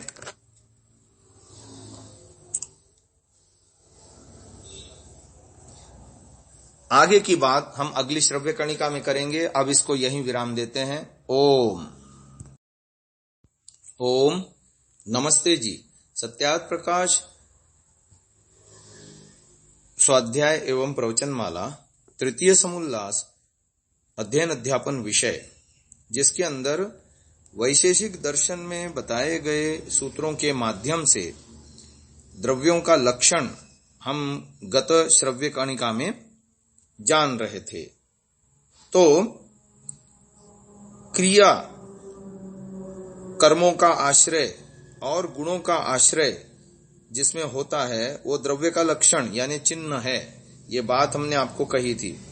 विभू द्रव्यों में क्रिया होना संभव नहीं है। विभू कहते हैं सर्वव्यापक, सर्वव्यापक द्रव्यों में क्रिया होना संभव नहीं है। अतः सूत्रकार ने दूसरा अधिक व्यापक चिन्ह बताया, गुणवत्। गुण का अधिकरण, गुणों का आश्रय। प्रत्येक गुण द्रव्य में आश्रित होकर आत्मलाभ करता है। द्रव्य के बिना गुण का रहना संभव ही नहीं। प्रत्येक गुण किसी न किसी द्रव्य में रहता है। जहां कहीं कोई गुण देखा जाए समझ लेना चाहिए कि इस गुण का जो आश्रय यानी बेस है वो पदार्थ द्रव्य है। पदार्थ धर्म संग्रह नामक ग्रंथ के द्रव्य परिच्छेद में आचार्य प्रशस्तपाद मुनि ने किस किस द्रव्य में कौन कौन से गुण होते हैं इसका विस्तार से वर्णन किया है। उसके अनुसार पृथ्वी में रूप, रस, गंध, स्पर्श, संख्या, परिमाण, पृथकत्व, संयोग, विभाग, परत्व, अपरत्व, गुरुत्व, संस्कारवती। फिर आपह यानी जल, रूप, रस, द्रवत्व, स्नेह, संख्या, परिमाण, पृथकत्व, संयोग, विभाग, परत्व, अपरत्व, गुरुत्व, संस्कारवत्यः। फिर तेजः में रूप, स्पर्श, संख्या, परिमाण, पृथकत्व, संयोग, विभाग, परत्व, अपरत्व, द्रवत्व, संस्कारवत। फिर वायु में स्पर्श, संख्या, परिमाण, पृथकत्व, संयोग, विभाग, परत्व, अपरत्व, संस्कारवान। फिर तत्र आकाशस्य गुणाः, शब्द, संख्या, परिमाण, पृथकत्व, संयोग, विभागाः। काल तस्य गुणाः संख्या, परिमाण, पृथकत्व, संयोग, विभागाः। दिक् तस्यास्तु गुणाः संख्या, परिमाण, पृथकत्व, संयोग, विभागाः। आत्मा तस्य गुणाः बुद्धि, सुख, दुःख, इच्छा, द्वेष, प्रयत्न, धर्माधर्म, संख्या, संस्कार, परिमाण, पृथकत्व, संयोग, विभागाः।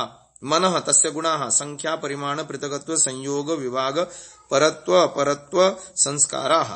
अर्थात पृथ्वी में रूप, रस, गंध, स्पर्श, संख्या, परिमाण, पृथकत्व, संयोग, विभाग, परत्व, अपरत्व, गुरुत्व, द्रवत्व और संस्कार ये गुण हैं। जल में रूप, रस, द्रवत्व, स्नेह, संख्या, परिमाण, पृथकत्व, संयोग, विभाग, परत्व, अपरत्व, गुरुत्व तथा संस्कार गुण हैं। तेज यानी अग्नि में रूप, स्पर्श, संख्या, परिमाण, पृथकत्व, संयोग, विभाग, परत्व, अपरत्व और संस्कार गुण है। वायु में स्पर्श, संख्या, परिमाण, पृथकत्व, संयोग, विभाग, परत्व, अपरत्व, द्रवत्व और संस्कार गुण है। आकाश में शब्द, संख्या, परिमाण, पृथकत्व, संयोग और विभाग गुण है। काल में संख्या, परिमाण, पृथकत्व, संयोग और विभाग गुण है। दिक् यानी दिशा में संख्या, परिमाण, पृथकत्व, संयोग और विभाग गुण है। आत्मा में बुद्धि, ज्ञान, सुख, दुख, इच्छा, द्वेष, प्रयत्न, धर्म, अधर्म, संस्कार, संख्या, परिमाण, पृथकत्व, संयोग और विभाग गुण है। मन में संख्या, परिमाण, पृथकत्व, संयोग, विभाग, परत्व, अपरत्व और संस्कार गुण है। किस द्रव्य में कितने गुण रहते हैं इसका संकलन किसी विद्वान ने इस प्रकार के श्लोक में किया है। वायोर्नवैकादश तेजसो गुणाः जलक्षिति प्राणभृतां चतुर्दश दिक्कालयोः पंच षडेव चांबरे महेश्वरे अष्टौ मनस्तथैव च। वायु के 9, तेज यानी अग्नि के 11, जल, पृथ्वी और जीवात्मा के 14, दिशा और काल के 5, आकाश में 6, परमात्मा में 8 और मन के 8 गुण माने गए हैं। इसे सरलता से समझने के लिए गुणों का क्रम इस प्रकार रखा जा सकता है, यानी गंध, रस, रूप, स्पर्श, संख्या, परिमाण, पृथकत्व, संयोग, विभाग, परत्व, अपरत्व, द्रवत्व, सांसिधिक, नैमित्तिक, गुरुत्व, स्नेह, बुद्धि, सुख, दुख, इच्छा, द्वेष, प्रयत्न, धर्म, अधर्म, संस्कार यानी भावना, वेग, स्थिति स्थापक। शब्द वायु के 9 गुण, स्पर्श और अपरत्व तक 8 और 9वां वेग नामक संस्कार। तेज यानी तेज के 11 यानी रूप से द्रवत्व, नैमित्तिक तथा 10 और 11वां वेग नामक संस्कार। जल के 14, रस से स्नेह तक 13 और 14वां वेग स्थिति स्थापक नामक संस्कार। मध्यगत द्रवत्व सांसिधिक है। पृथ्वी 14, गंध से गुरुत्व तक 13 और 14वां संस्कार। मध्यगत द्रवत्व नैमित्तिक है। जीवात्मा 14, संख्या से विभाग तक 5, बुद्धि से संस्कार भावना नामक 9, दिशा के 5, संख्या से विभाग तक, काल के 5, संख्या से विभाग तक, आकाश के 6, संख्या से विभाग तक 5, छठा शब्द। महेश्वर संख्या से विभाग तक 5, बुद्धि, इच्छा और प्रयत्न। मन के 8, संख्या से अपरत्व तक 7, 8वां संस्कार। कौन सा गुण किन किन द्रव्यों में रहता है, गुणों के क्रम से यह इस प्रकार समझना चाहिए। गंध केवल पृथ्वी में है, रस पृथ्वी और जल में है, रूप पृथ्वी, जल और तेज में है, स्पर्श पृथ्वी, जल, तेज, वायु में है, संख्या से विभाग तक सभी द्रव्यों में है, परत्व, अपरत्व, विभू द्रव्यों को छोड़कर शेष सभी द्रव्यों में है, द्रवत्व जल में है, पृथ्वी में, तेज में नैमित्तिक है, यानी जल में अपना गुण है और पृथ्वी तेज में निमित्त से आता है। गुरुत्व पृथ्वी में और जल में है, स्नेह केवल जल में है, बुद्धि से संस्कार भावना तक जीवात्मा में है, बुद्धि, इच्छा, प्रयत्न जीवात्मा परमात्मा दोनों में है, वेग, संस्कार विभू द्रव्यों को छोड़कर शेष सभी में है, स्थिति स्थापक केवल पृथ्वी में है, शब्द आकाश में है। इन सब गुणों को 2 भागों में विभक्त माना गया है, एक है विशेष और दूसरा है सामान्य। विशेष गुण अपने आश्रय द्रव्य का लक्षण यानी चिन्ह होता है। इसका निरूपण गुण प्रसंग में किया गया है। किसी कार्य के आत्मलाभ के लिए उसके कारणों का पहले विद्यमान रहना आवश्यक होता है। यदि कारण न होगा तो कार्य का उत्पन्न होना संभव ही नहीं। इसलिए द्रव्य में क्रिया व गुण की उत्पत्ति के लिए यह आवश्यक है कि क्रिया व गुण का कारण द्रव्य क्रिया और गुण की उत्पत्ति से पहले विद्यमान रहे। किसी भी कार्य का समवायी कारण केवल द्रव्य होता है। उत्पन्न द्रव्य के आदि लक्षण में भी उस द्रव्य में उत्पन्न होने वाले क्रिया व गुण की समवायी कारणता विद्यमान रहती है। यदि ऐसा न हो, अर्थात उसमें क्रिया व गुण को उत्पन्न करने की क्षमता न हो, तो उसमें क्रिया व गुण का उत्पन्न होना संभव ही नहीं होगा। इसलिए समवायी कारण होना द्रव्य का निर्दोष लक्षण है। ऋषि दयानंद ने प्राग्वृत्तित्वं कारणम समवायी च तत्कारणम च समवायी कारणम लक्ष्यते येन तल्लक्षणम द्वारा इसी बात की ओर निर्देश किया है। अब रूप रस गंध और स्पर्श वाली पृथ्वी होती है। यहां मतु प्रत्यय का प्रयोग सप्तमी अर्थ में अधिकरण में हुआ है, षष्ठी विभक्ति के अर्थ में नहीं। इसका तात्पर्य यह है कि रूपादि गुण पृथ्वी में रहते हैं, अर्थात पृथ्वी रूपादि गुणों का आश्रय है। वैशेषिक दर्शन का सूत्र है रूप रस गंध स्पर्शवती पृथ्वी। रूप रस गंध स्पर्श वाली पृथ्वी है, अर्थात रूप रस और स्पर्श अग्नि जल वायु के योग से है। प्रस्तुत सूत्र में पृथ्वी के 4 गुणों का उल्लेख हुआ है। ये उसके विशेष गुण हैं। संख्या, परिमाण, पृथकत्व, संयोग, विभाग आदि गुण सामान्य गुण हैं, ऐसा समझना चाहिए, क्योंकि वे अधिकतर द्रव्यों में पाए जाते हैं। विशेष गुण वे कहे जाते हैं जिनके द्वारा उनके आधार पर द्रव्य का लक्षण किया जा सके। रूप रस गंध तथा स्पर्श पृथ्वी के विशेष गुण हैं। इनमें भी गंध प्रधान रूप से पृथ्वी का विशेष गुण है, क्योंकि यह अन्य किसी द्रव्य में नहीं रहता। इसलिए गंधवती पृथ्वी, पृथ्वी का यह लक्षण पूर्ण रूप से अन्य निरपेक्ष है, यानी दूसरों में नहीं पाया जाता। अब व्यवस्थितः पृथिव्याम गंधः, वैशेषिक 2:2:2। पृथ्वी में गंध गुण स्वाभाविक है, वैसे ही जल में रस, अग्नि में रूप, वायु में स्पर्श और आकाश में शब्द स्वाभाविक है। जैसा कि हमने जाना, पृथ्वी में गंध गुण विशेष रूप से अवस्थित है। केवल पृथ्वी में गंध रहता है और पृथ्वी मात्र में रहता है। पृथ्वी और पार्थिव विकारों का ऐसा कोई विभाग नहीं कि जहां गंध विद्यमान न हो। वस्तुतः गंध पृथ्वी का अपना स्वाभाविक गुण है, जबकि शेष गुण औपाधिक हैं, जैसे रूप, रस, स्पर्श, अग्नि, जल और वायु के निमित्त अथवा योग से है। इसलिए गंधवती के समान रूपवती, रसवती कहकर पृथ्वी का लक्षण नहीं किया जा सकता। रूप रस स्पर्शवत्यः आपो द्रवाः स्निग्धाः, यह वैशेषिक दर्शन 2:1:2 सूत्र है।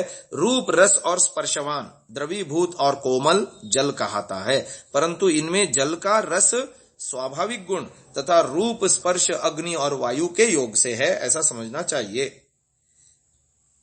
इस सूत्र में जल के 5 गुणों का उल्लेख हुआ है। रूप, रस, स्पर्श, द्रवत्व और स्नेह। स्नेह गुण केवल जलवृत्ति है, अतः वह जल का निरपेक्ष विशेष गुण है। स्नेह वह गुण है जिसके कारण आटा, मिट्टी, सीमेंट आदि बिखरी हुई वस्तुएं पिंडीभूत हो जाया करती हैं, यानी इकट्ठा हो जाया करती हैं। द्रवत्व गुण जल में सांसिद्धिक माना गया है। सांसिद्धिक का तात्पर्य है जल का स्वतः द्रवरूप होना, किसी बाह्य निमित्त के कारण न होना, यानी पानी अपने आप में ही द्रव रूप है, वो किसी दूसरे कारण से द्रव रूप नहीं होता। पृथ्वी तेज में द्रवत्व नैमित्तिक है, यानी पार्थिव पदार्थों को गीला करते हैं हम, तो उसका गीलापन जल के कारण से है, पृथ्वी के अपने स्वरूप से नहीं, ऐसा समझना चाहिए। सांसिद्धिक द्रवत्व जल के अतिरिक्त अन्य किसी द्रव में न रहने के कारण इसके द्वारा जल का लक्षण पूर्ण होता है, यानी जल की यह विशेषता है कि उसमें द्रवत्व अथवा स्नेह नामक गुण अपना खुद का है। सांसिद्धिक द्रवत्व का जो समवायी कारण अथवा आश्रय है वह है जल, यानी द्रवत्व नामक गुण जल में मुख्य रूप से रहता है, उसका अपना खुद का है। अब आते हैं अगले सूत्र पर, अपसु शीतता। महानुभाव, इसकी व्याख्या हम अगले श्रव्य कणिका में करेंगे। अब इसको यही विराम देते हैं। ओम ओम नमस्ते जी। 88वीं श्रव्य कणिका सत्यार्थ प्रकाश स्वाध्याय एवं प्रवचन माला तृतीय समुल्लास के अंतर्गत अध्ययन अध्यापन विषय को हम जान रहे हैं। उसमें थोड़ा सा क्लिष्ट विषय आ रहा है विगत 2-3 श्रव्य कणिकाओं में। ये दार्शनिक विषय है, ये अध्ययन अध्यापन में विशेष रूप से जानने योग्य है, इसलिए महर्षि दयानंद जी ने दिया है। क्रम प्राप्त है, इसलिए हम आपको सुना रहे हैं। श्रोतागण थोड़ा सा धैर्य रखें। कठिन विषय प्रतीत जरूर होगा, किंतु ये भी एक जीवन का अंग है, इसे भी हमें जानना चाहिए। यदि हम जीवन में आगे बढ़ना चाहते हैं, मोक्ष की तरफ गतित होना चाहते हैं, तो ये भी एक जानने योग्य विषय है, ऐसा मान करके धैर्यपूर्वक इसे सुने। तो हम चर्चा कर रहे थे द्रव्य गुण आदि पदार्थों की दर्शनों के माध्यम से।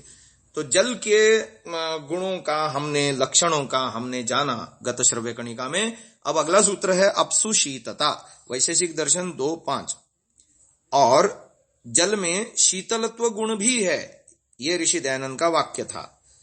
तो लिंग विपर्यास के साथ यहाँ व्यवस्थित पद से अनुवृत्त समझना चाहिए, यानी व्यवस्थित अनुवृत्ति आ रही है इस सूत्र में, और इसका अर्थ बनेगा जल में शीत स्पर्श उसका अपना स्वाभाविक गुण है, किसी अन्य के सहयोग से आता नहीं है, इसलिए औपाधिक नहीं है, यानी दूसरे से कहीं से आता नहीं है। जल के अतिरिक्त यदि कहीं द्रव में शीत स्पर्श उपलब्ध होगा तो वहां उसे औपाधिक माना जाएगा, यानी जल के अलावा कहीं अन्य दूसरे पदार्थों में शीतता यदि प्रविष्ट है तो ऐसा माना जाएगा कि वो जल के माध्यम से उसमें प्रविष्ट है।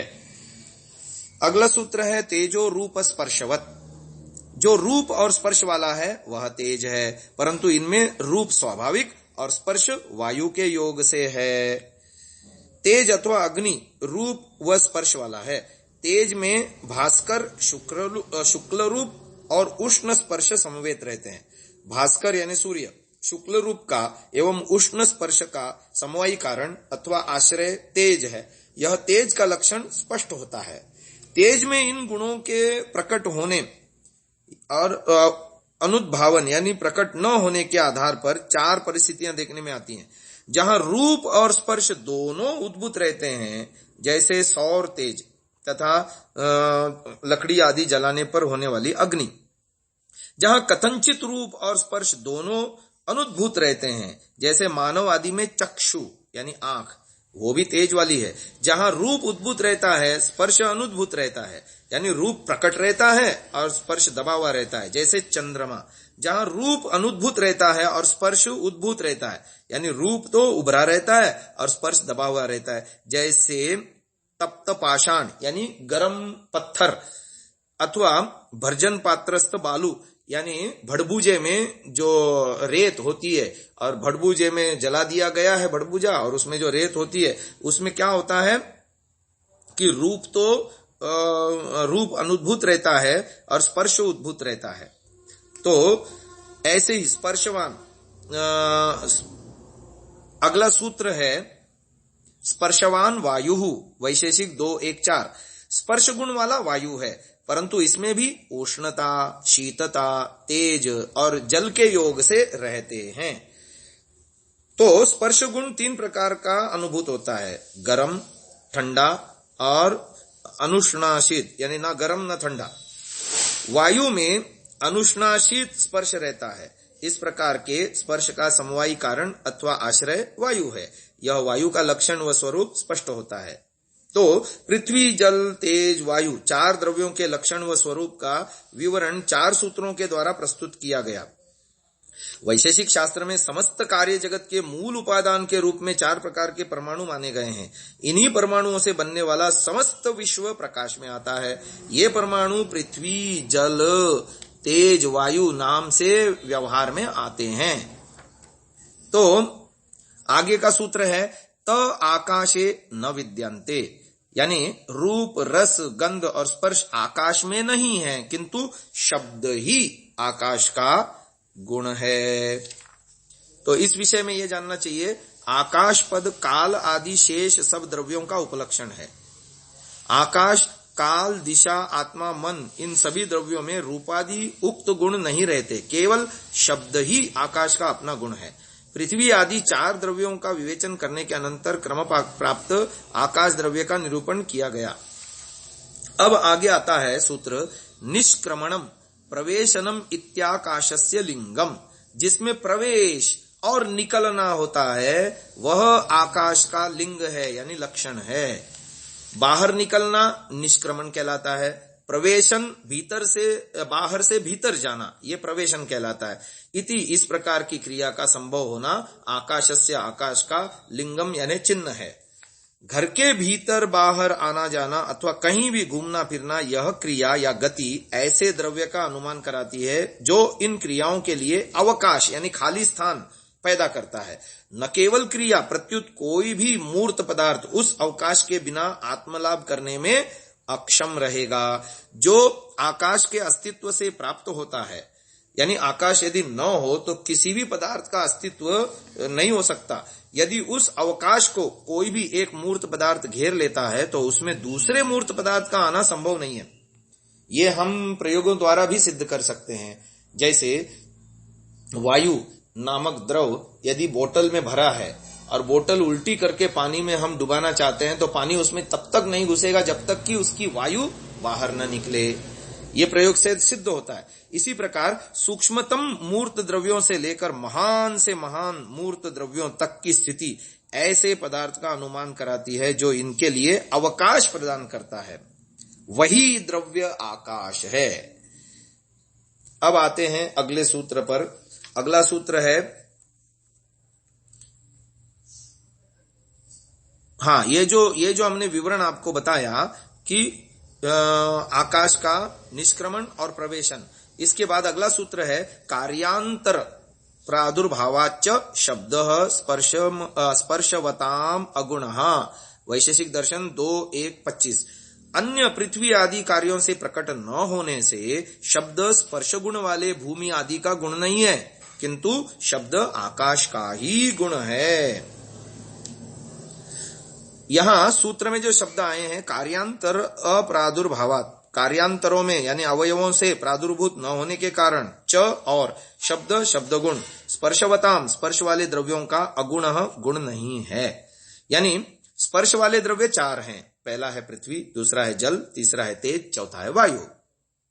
पृथ्वी आदि कार्यों में गंध आदि गुण कारण गुण पूर्वक होते हैं। किसी कार्य अवयवी में गंध रस रूप आदि गुण उसके अवयवी के कारण अवयवगत गंध रस रूप आदि गुणों के समान देखे जाते हैं। आम में जो गंध रस आदि हैं उनके समान जातीय गंध रस आम के अवयवों में भी उपलब्ध है। अवयवगत गंध रस कार्य अवयवी आम में अपने सजातीय गंध रस के आरंभक होते हैं। तो सफेद कपड़ा, उसका सफेद पना, सफेद नामक रूप पट के कारण तंतु अवयवगत शुक्ल रूप के समान जातीय होता है। यानी कपड़े में सफेद पना था जो तंतु यानी धागे से उसमें प्रविष्ट हुआ। धागे में यदि सफेद पना नहीं होता तो कपड़े में वो नहीं आता। यदि धागा नीले रंग का है तो कपड़ा भी नीले रंग का होगा। यानी वहां रूप गुण जो है वो उसका सफेद पना या नीले पना धागे के कारण से है, ये कहना चाह रहे हैं। अर्थात तंतु कारणगत शुक्ल रूप कार्यपट में अपने समान जातीय शुक्ल रूप का आरंभक होता है। यह स्थिति कार्य गुण कारण गुण पूर्वक होता है, इस व्यवस्था के अनुसार है। इस प्रकार पृथ्वी आदि में प्रकट न होने से शब्द आकाश ही का गुण है।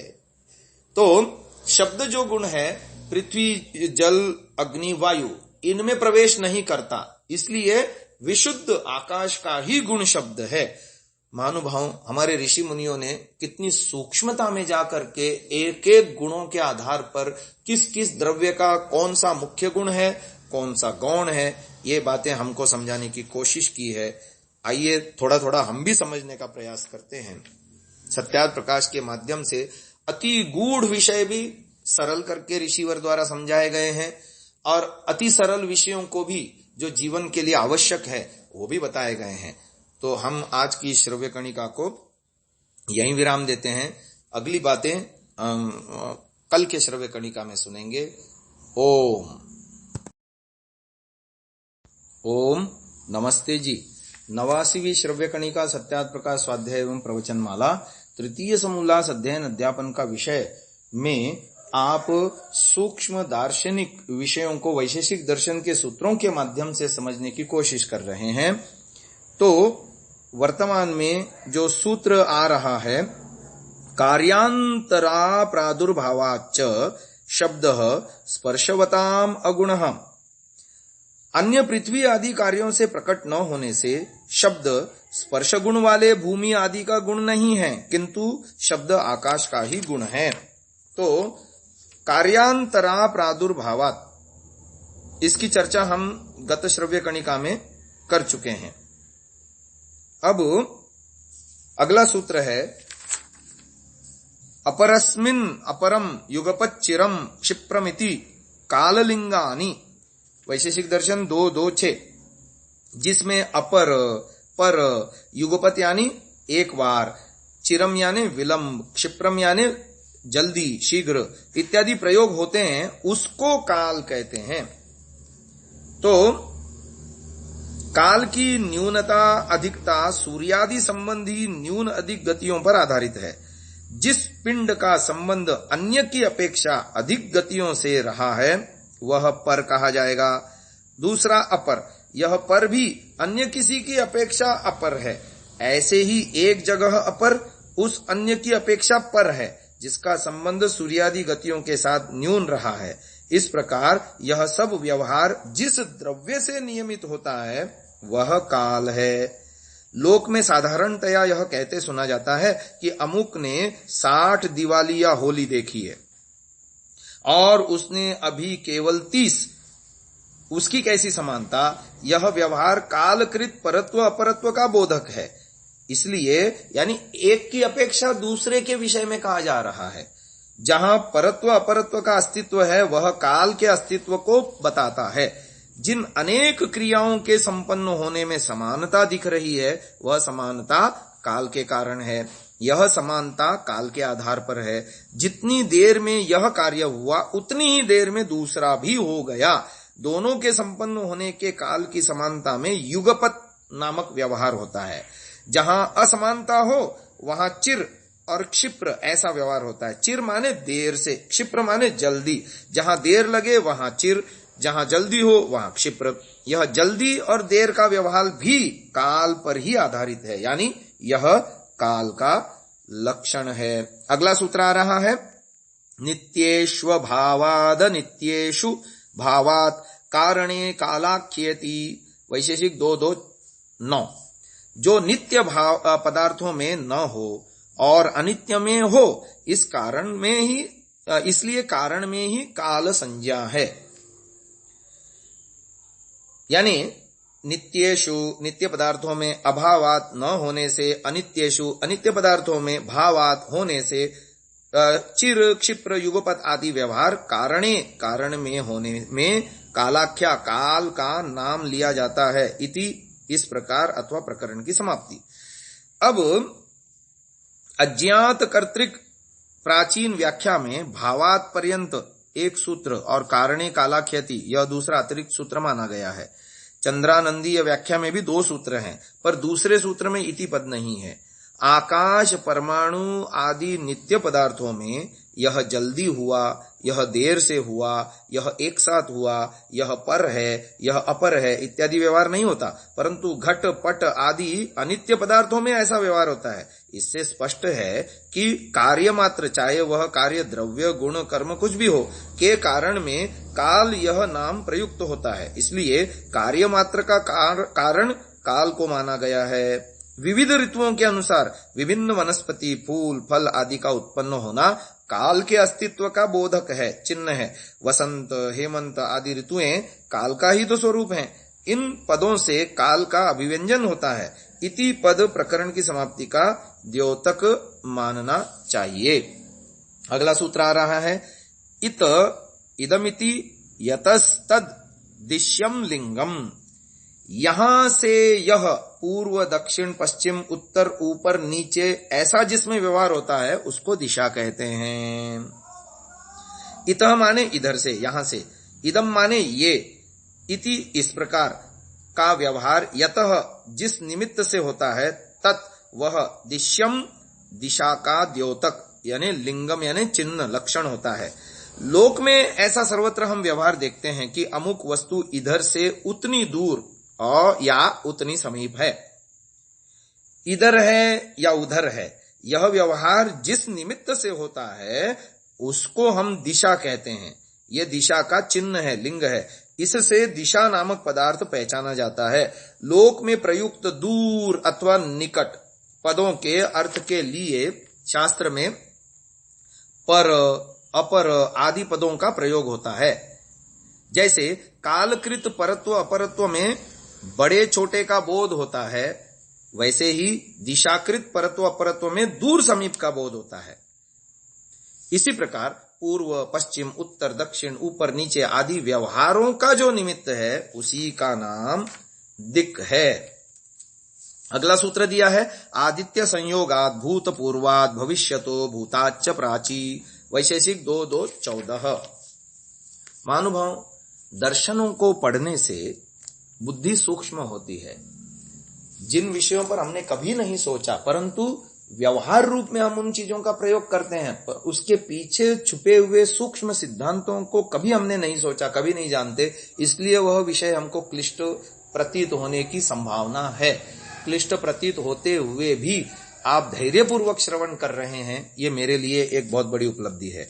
तो जो सूत्र मैंने अभी आपके सामने पढ़ा, आदित्य संयोगात भूतपूर्वात भविष्यतो भूताच्च प्राची, यानी जिस ओर प्रथम आदित्य का संयोग हुआ है या होगा उसको पूर्व दिशा कहते हैं, और जहां अस्त हो उसको पश्चिम दिशा कहते हैं। पूर्वाभिमुख मनुष्य के दाहिनी और दक्षिण और बाईं और उत्तर दिशा कहती है, यानी सूरज जहां से उगता है उस दिशा को पूर्व कहेंगे, और सूरज जहां अस्त होता है उस दिशा को पश्चिम कहेंगे। अब सूरज जहां से उगता है उस पूर्व दिशा की ओर एक आदमी मुंह करके खड़ा है, तो उसका जो दाहिना हाथ होगा तो दाहिने हाथ की दिशा को दक्षिण कहेंगे, और जहां बायां हाथ होगा वो बाएं हाथ की दिशा को उत्तर कहेंगे। तो इसको ऐसे समझना चाहिए। सर्ग के आदि काल में सूर्य एक निर्धारित दिशा में निकलता आया है, और आगे आने वाले काल में भी इसी प्रकार निकलता दिखाई देता रहेगा। ये नियम कभी परिवर्तित नहीं होता। अब वर्तमान में भी ऐसा ही हो रहा है, इसलिए ये दिशाएं निर्धारित हो गईं। जिधर सर्वप्रथम सूर्य सदा दिखाई देता आया है उसका नाम प्राची यानी पूर्व दिशा है। सूत्रकार ने तीनों कालों का निर्देश इसी प्रयोजन से किया कि ऐसी प्रतीति एवं व्यवहार में कभी विपर्यास यानी उल्टा नहीं होता। यानी आज से 1000 साल पहले तो पूर्व दिशा कुछ और होती होगी और आज कुछ और है, और आने वाले 1000 सालों बाद कुछ और होगा, ऐसा विपरीत कभी नहीं होता।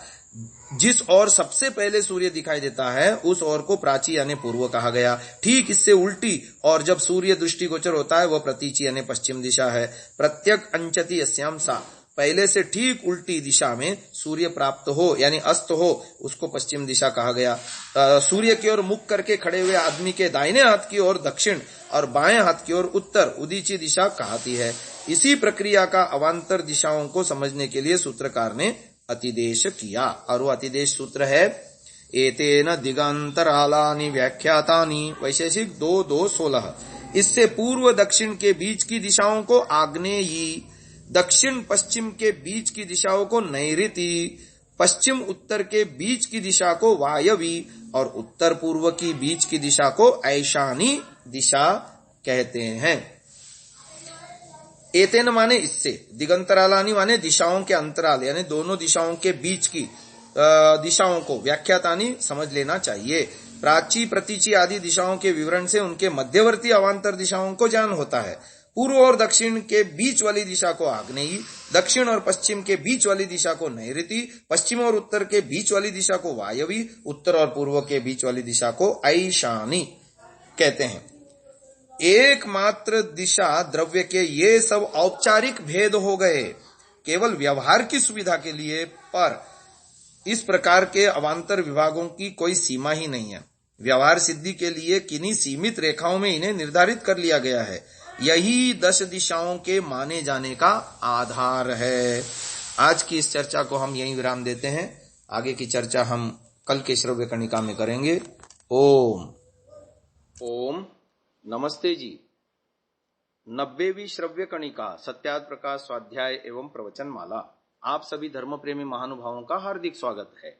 तृतीय समुल्लास के अंतर्गत अध्ययन अध्यापन विषय में कल हमने आपको दिशाओं के विषय में विस्तार से बताया। आज आत्मा के लक्षण या चिन्ह या लिंग क्या हैं इसके विषय में व्याख्यान आगे करते हैं।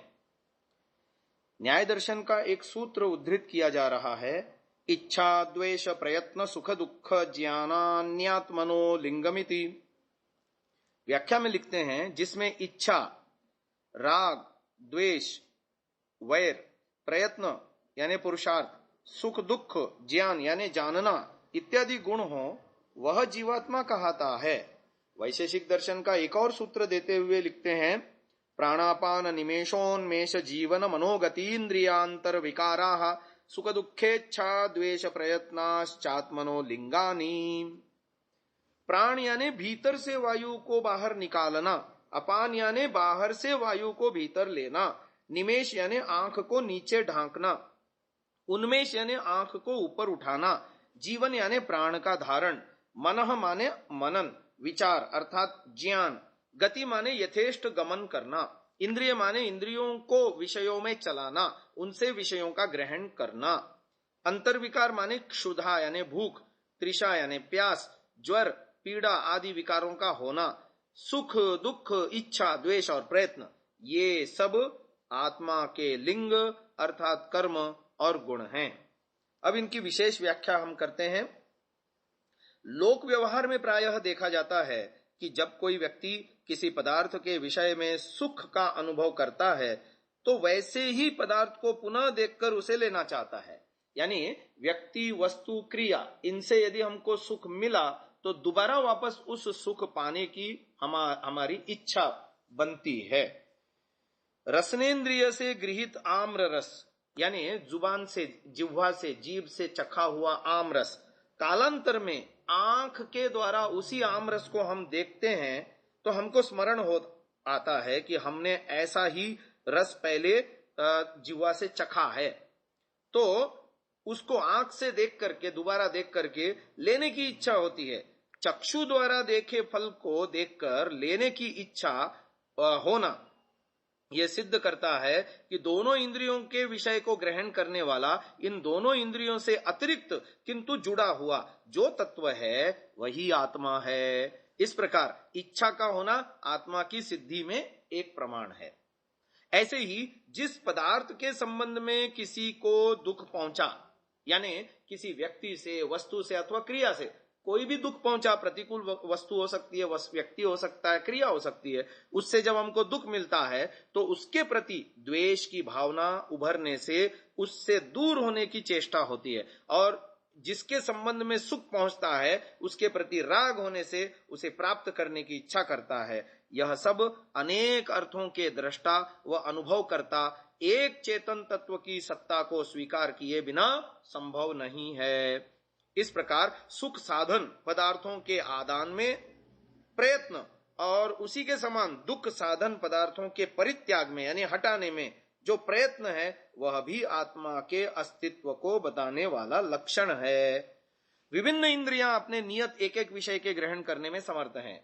स्वयं इंद्रियों के दृष्टा माने जाने पर, यानी कोई ऐसा कहे कि आत्मा नहीं है जानने वाला, इंद्रियां ही सब कुछ जानती है, यानी देखने का काम ये आंख इंद्रिय कर रही है, सुनने का काम कर्ण श्रोत्र इंद्रिय कर रही है, वगैरह वगैरह, यदि कोई ऐसा कहे तो एक देह में हुए ज्ञान का अन्य देह से प्रतिसंधान न होने के समान एक इंद्रिय से ज्ञात विषय का अन्य इंद्रिय के द्वारा प्रतिसंधान होना संभव नहीं है। जिस चीज को आंख ने देखा था कान उसके विषय में कैसे जान सकता है, जिस विषय को कान ने सुना था आंख उसको कैसे जान सकता है। तो जानने वाला, कान से भी जानने वाला और आंख से भी जानने वाला, उस वस्तु का प्रत्यक्ष करने वाला आत्मा की पृथक सत्ता है, ऐसा जानना चाहिए। एक इंद्रिय से ज्ञात विषय का अन्य इंद्रिय द्वारा प्रतिसंधान होना संभव नहीं, इससे अनेक विषयों के दृष्टा एक आत्म तत्व का अस्तित्व सिद्ध हो जाता है। इसी प्रकार इच्छा, द्वेष, प्रयत्न, सुख, दुख तथा ज्ञान ये देह इंद्रिय आदि से अतिरिक्त जीव चेतन यानी आत्म तत्व का अस्तित्व सिद्ध करते हैं। अब आते हैं प्राणापान। शरीर के भीतर संचरण करने वाला वायु ऊर्ध्वगामी और अधोगामी रहता है। नासिका द्वार से वायु भीतर जाता और बाहर आता है। कभी कभी अपेक्षा होने पर कुछ काल तक मुख द्वारा भी वायु भीतर बाहर आता जाता रहता है। यह सब नियमित व्यवस्था शरीर में किसी चेतन अधिष्ठाता के प्रयत्न के बिना संभव ही नहीं है। जड़ वायु का स्वभाव तिर्यक गति यानी तिरछा चलना, वायु हमेशा आड़ी तिरछी चलती है, परंतु देह में वह ऊर्ध्वगामी और अधोगामी यानी ऊपर नीचे उसका गति होती है। प्राणापान की व्यवस्था देह में चेतन आत्मा के अस्तित्व को सिद्ध करती है। भीतर से वायु को बाहर निकालना प्राण और बाहर से वायु को भीतर लेना अपान कहलाता है। प्राण अपान के इन शुद्ध अर्थों को संस्करण 3 में उलटकर प्राण के स्थान पर अपान और अपान के स्थान पर प्राण कर दिया गया। ऐसा ही पाठ परिवर्तन सप्तम समुल्लास में भी सूत्र की व्याख्या में कर दिया। दोनों स्थलों में इस प्रकार परिवर्तित पाठ 14-15 संस्करणों तक निरंतर छपता रहा।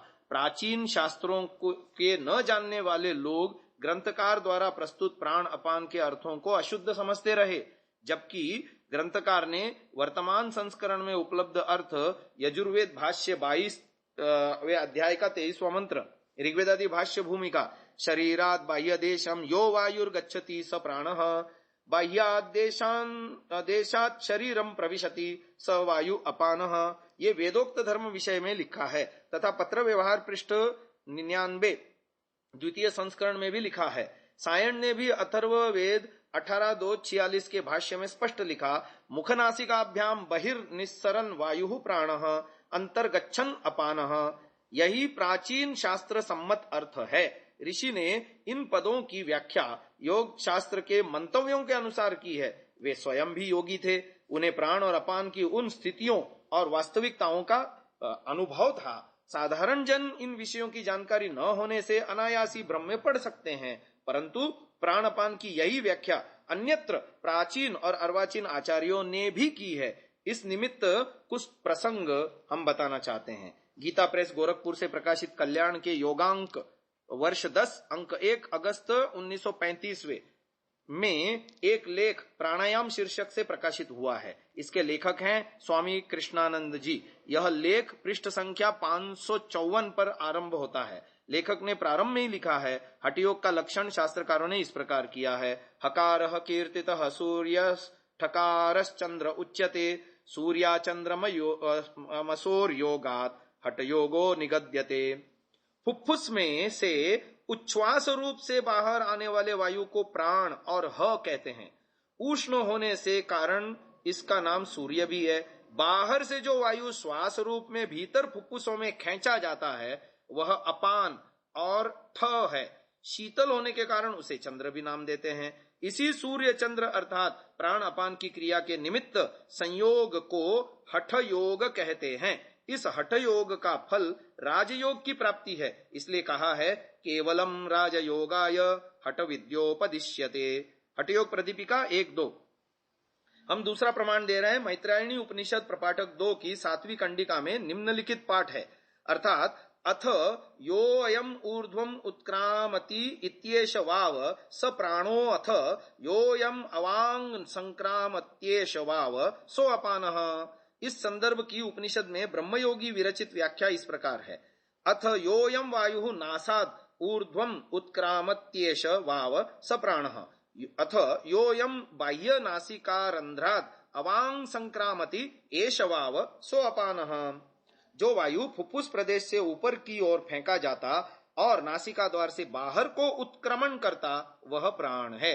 जो वायु बाहर की ओर से नासिका रंध्र से होकर नीचे फुफ्फुसों की ओर संक्रमण करता वह अपान है। उक्त उपनिषद संदर्भ और उसकी व्याख्या का यही अभिप्राय है कि इससे इतना स्पष्ट होता है कि श्वास का नाम अपान और उच्छ्वास का नाम प्राण है। इसी आशय का लेख मैत्रायणी आरण्यक 2:6 में भी उपलब्ध होता है। अन्य प्रमाण हम आपको कल की श्रव्य कणिका में देंगे। आज के लिए इसको समयाभाव में यहीं विराम देते हैं। ओम।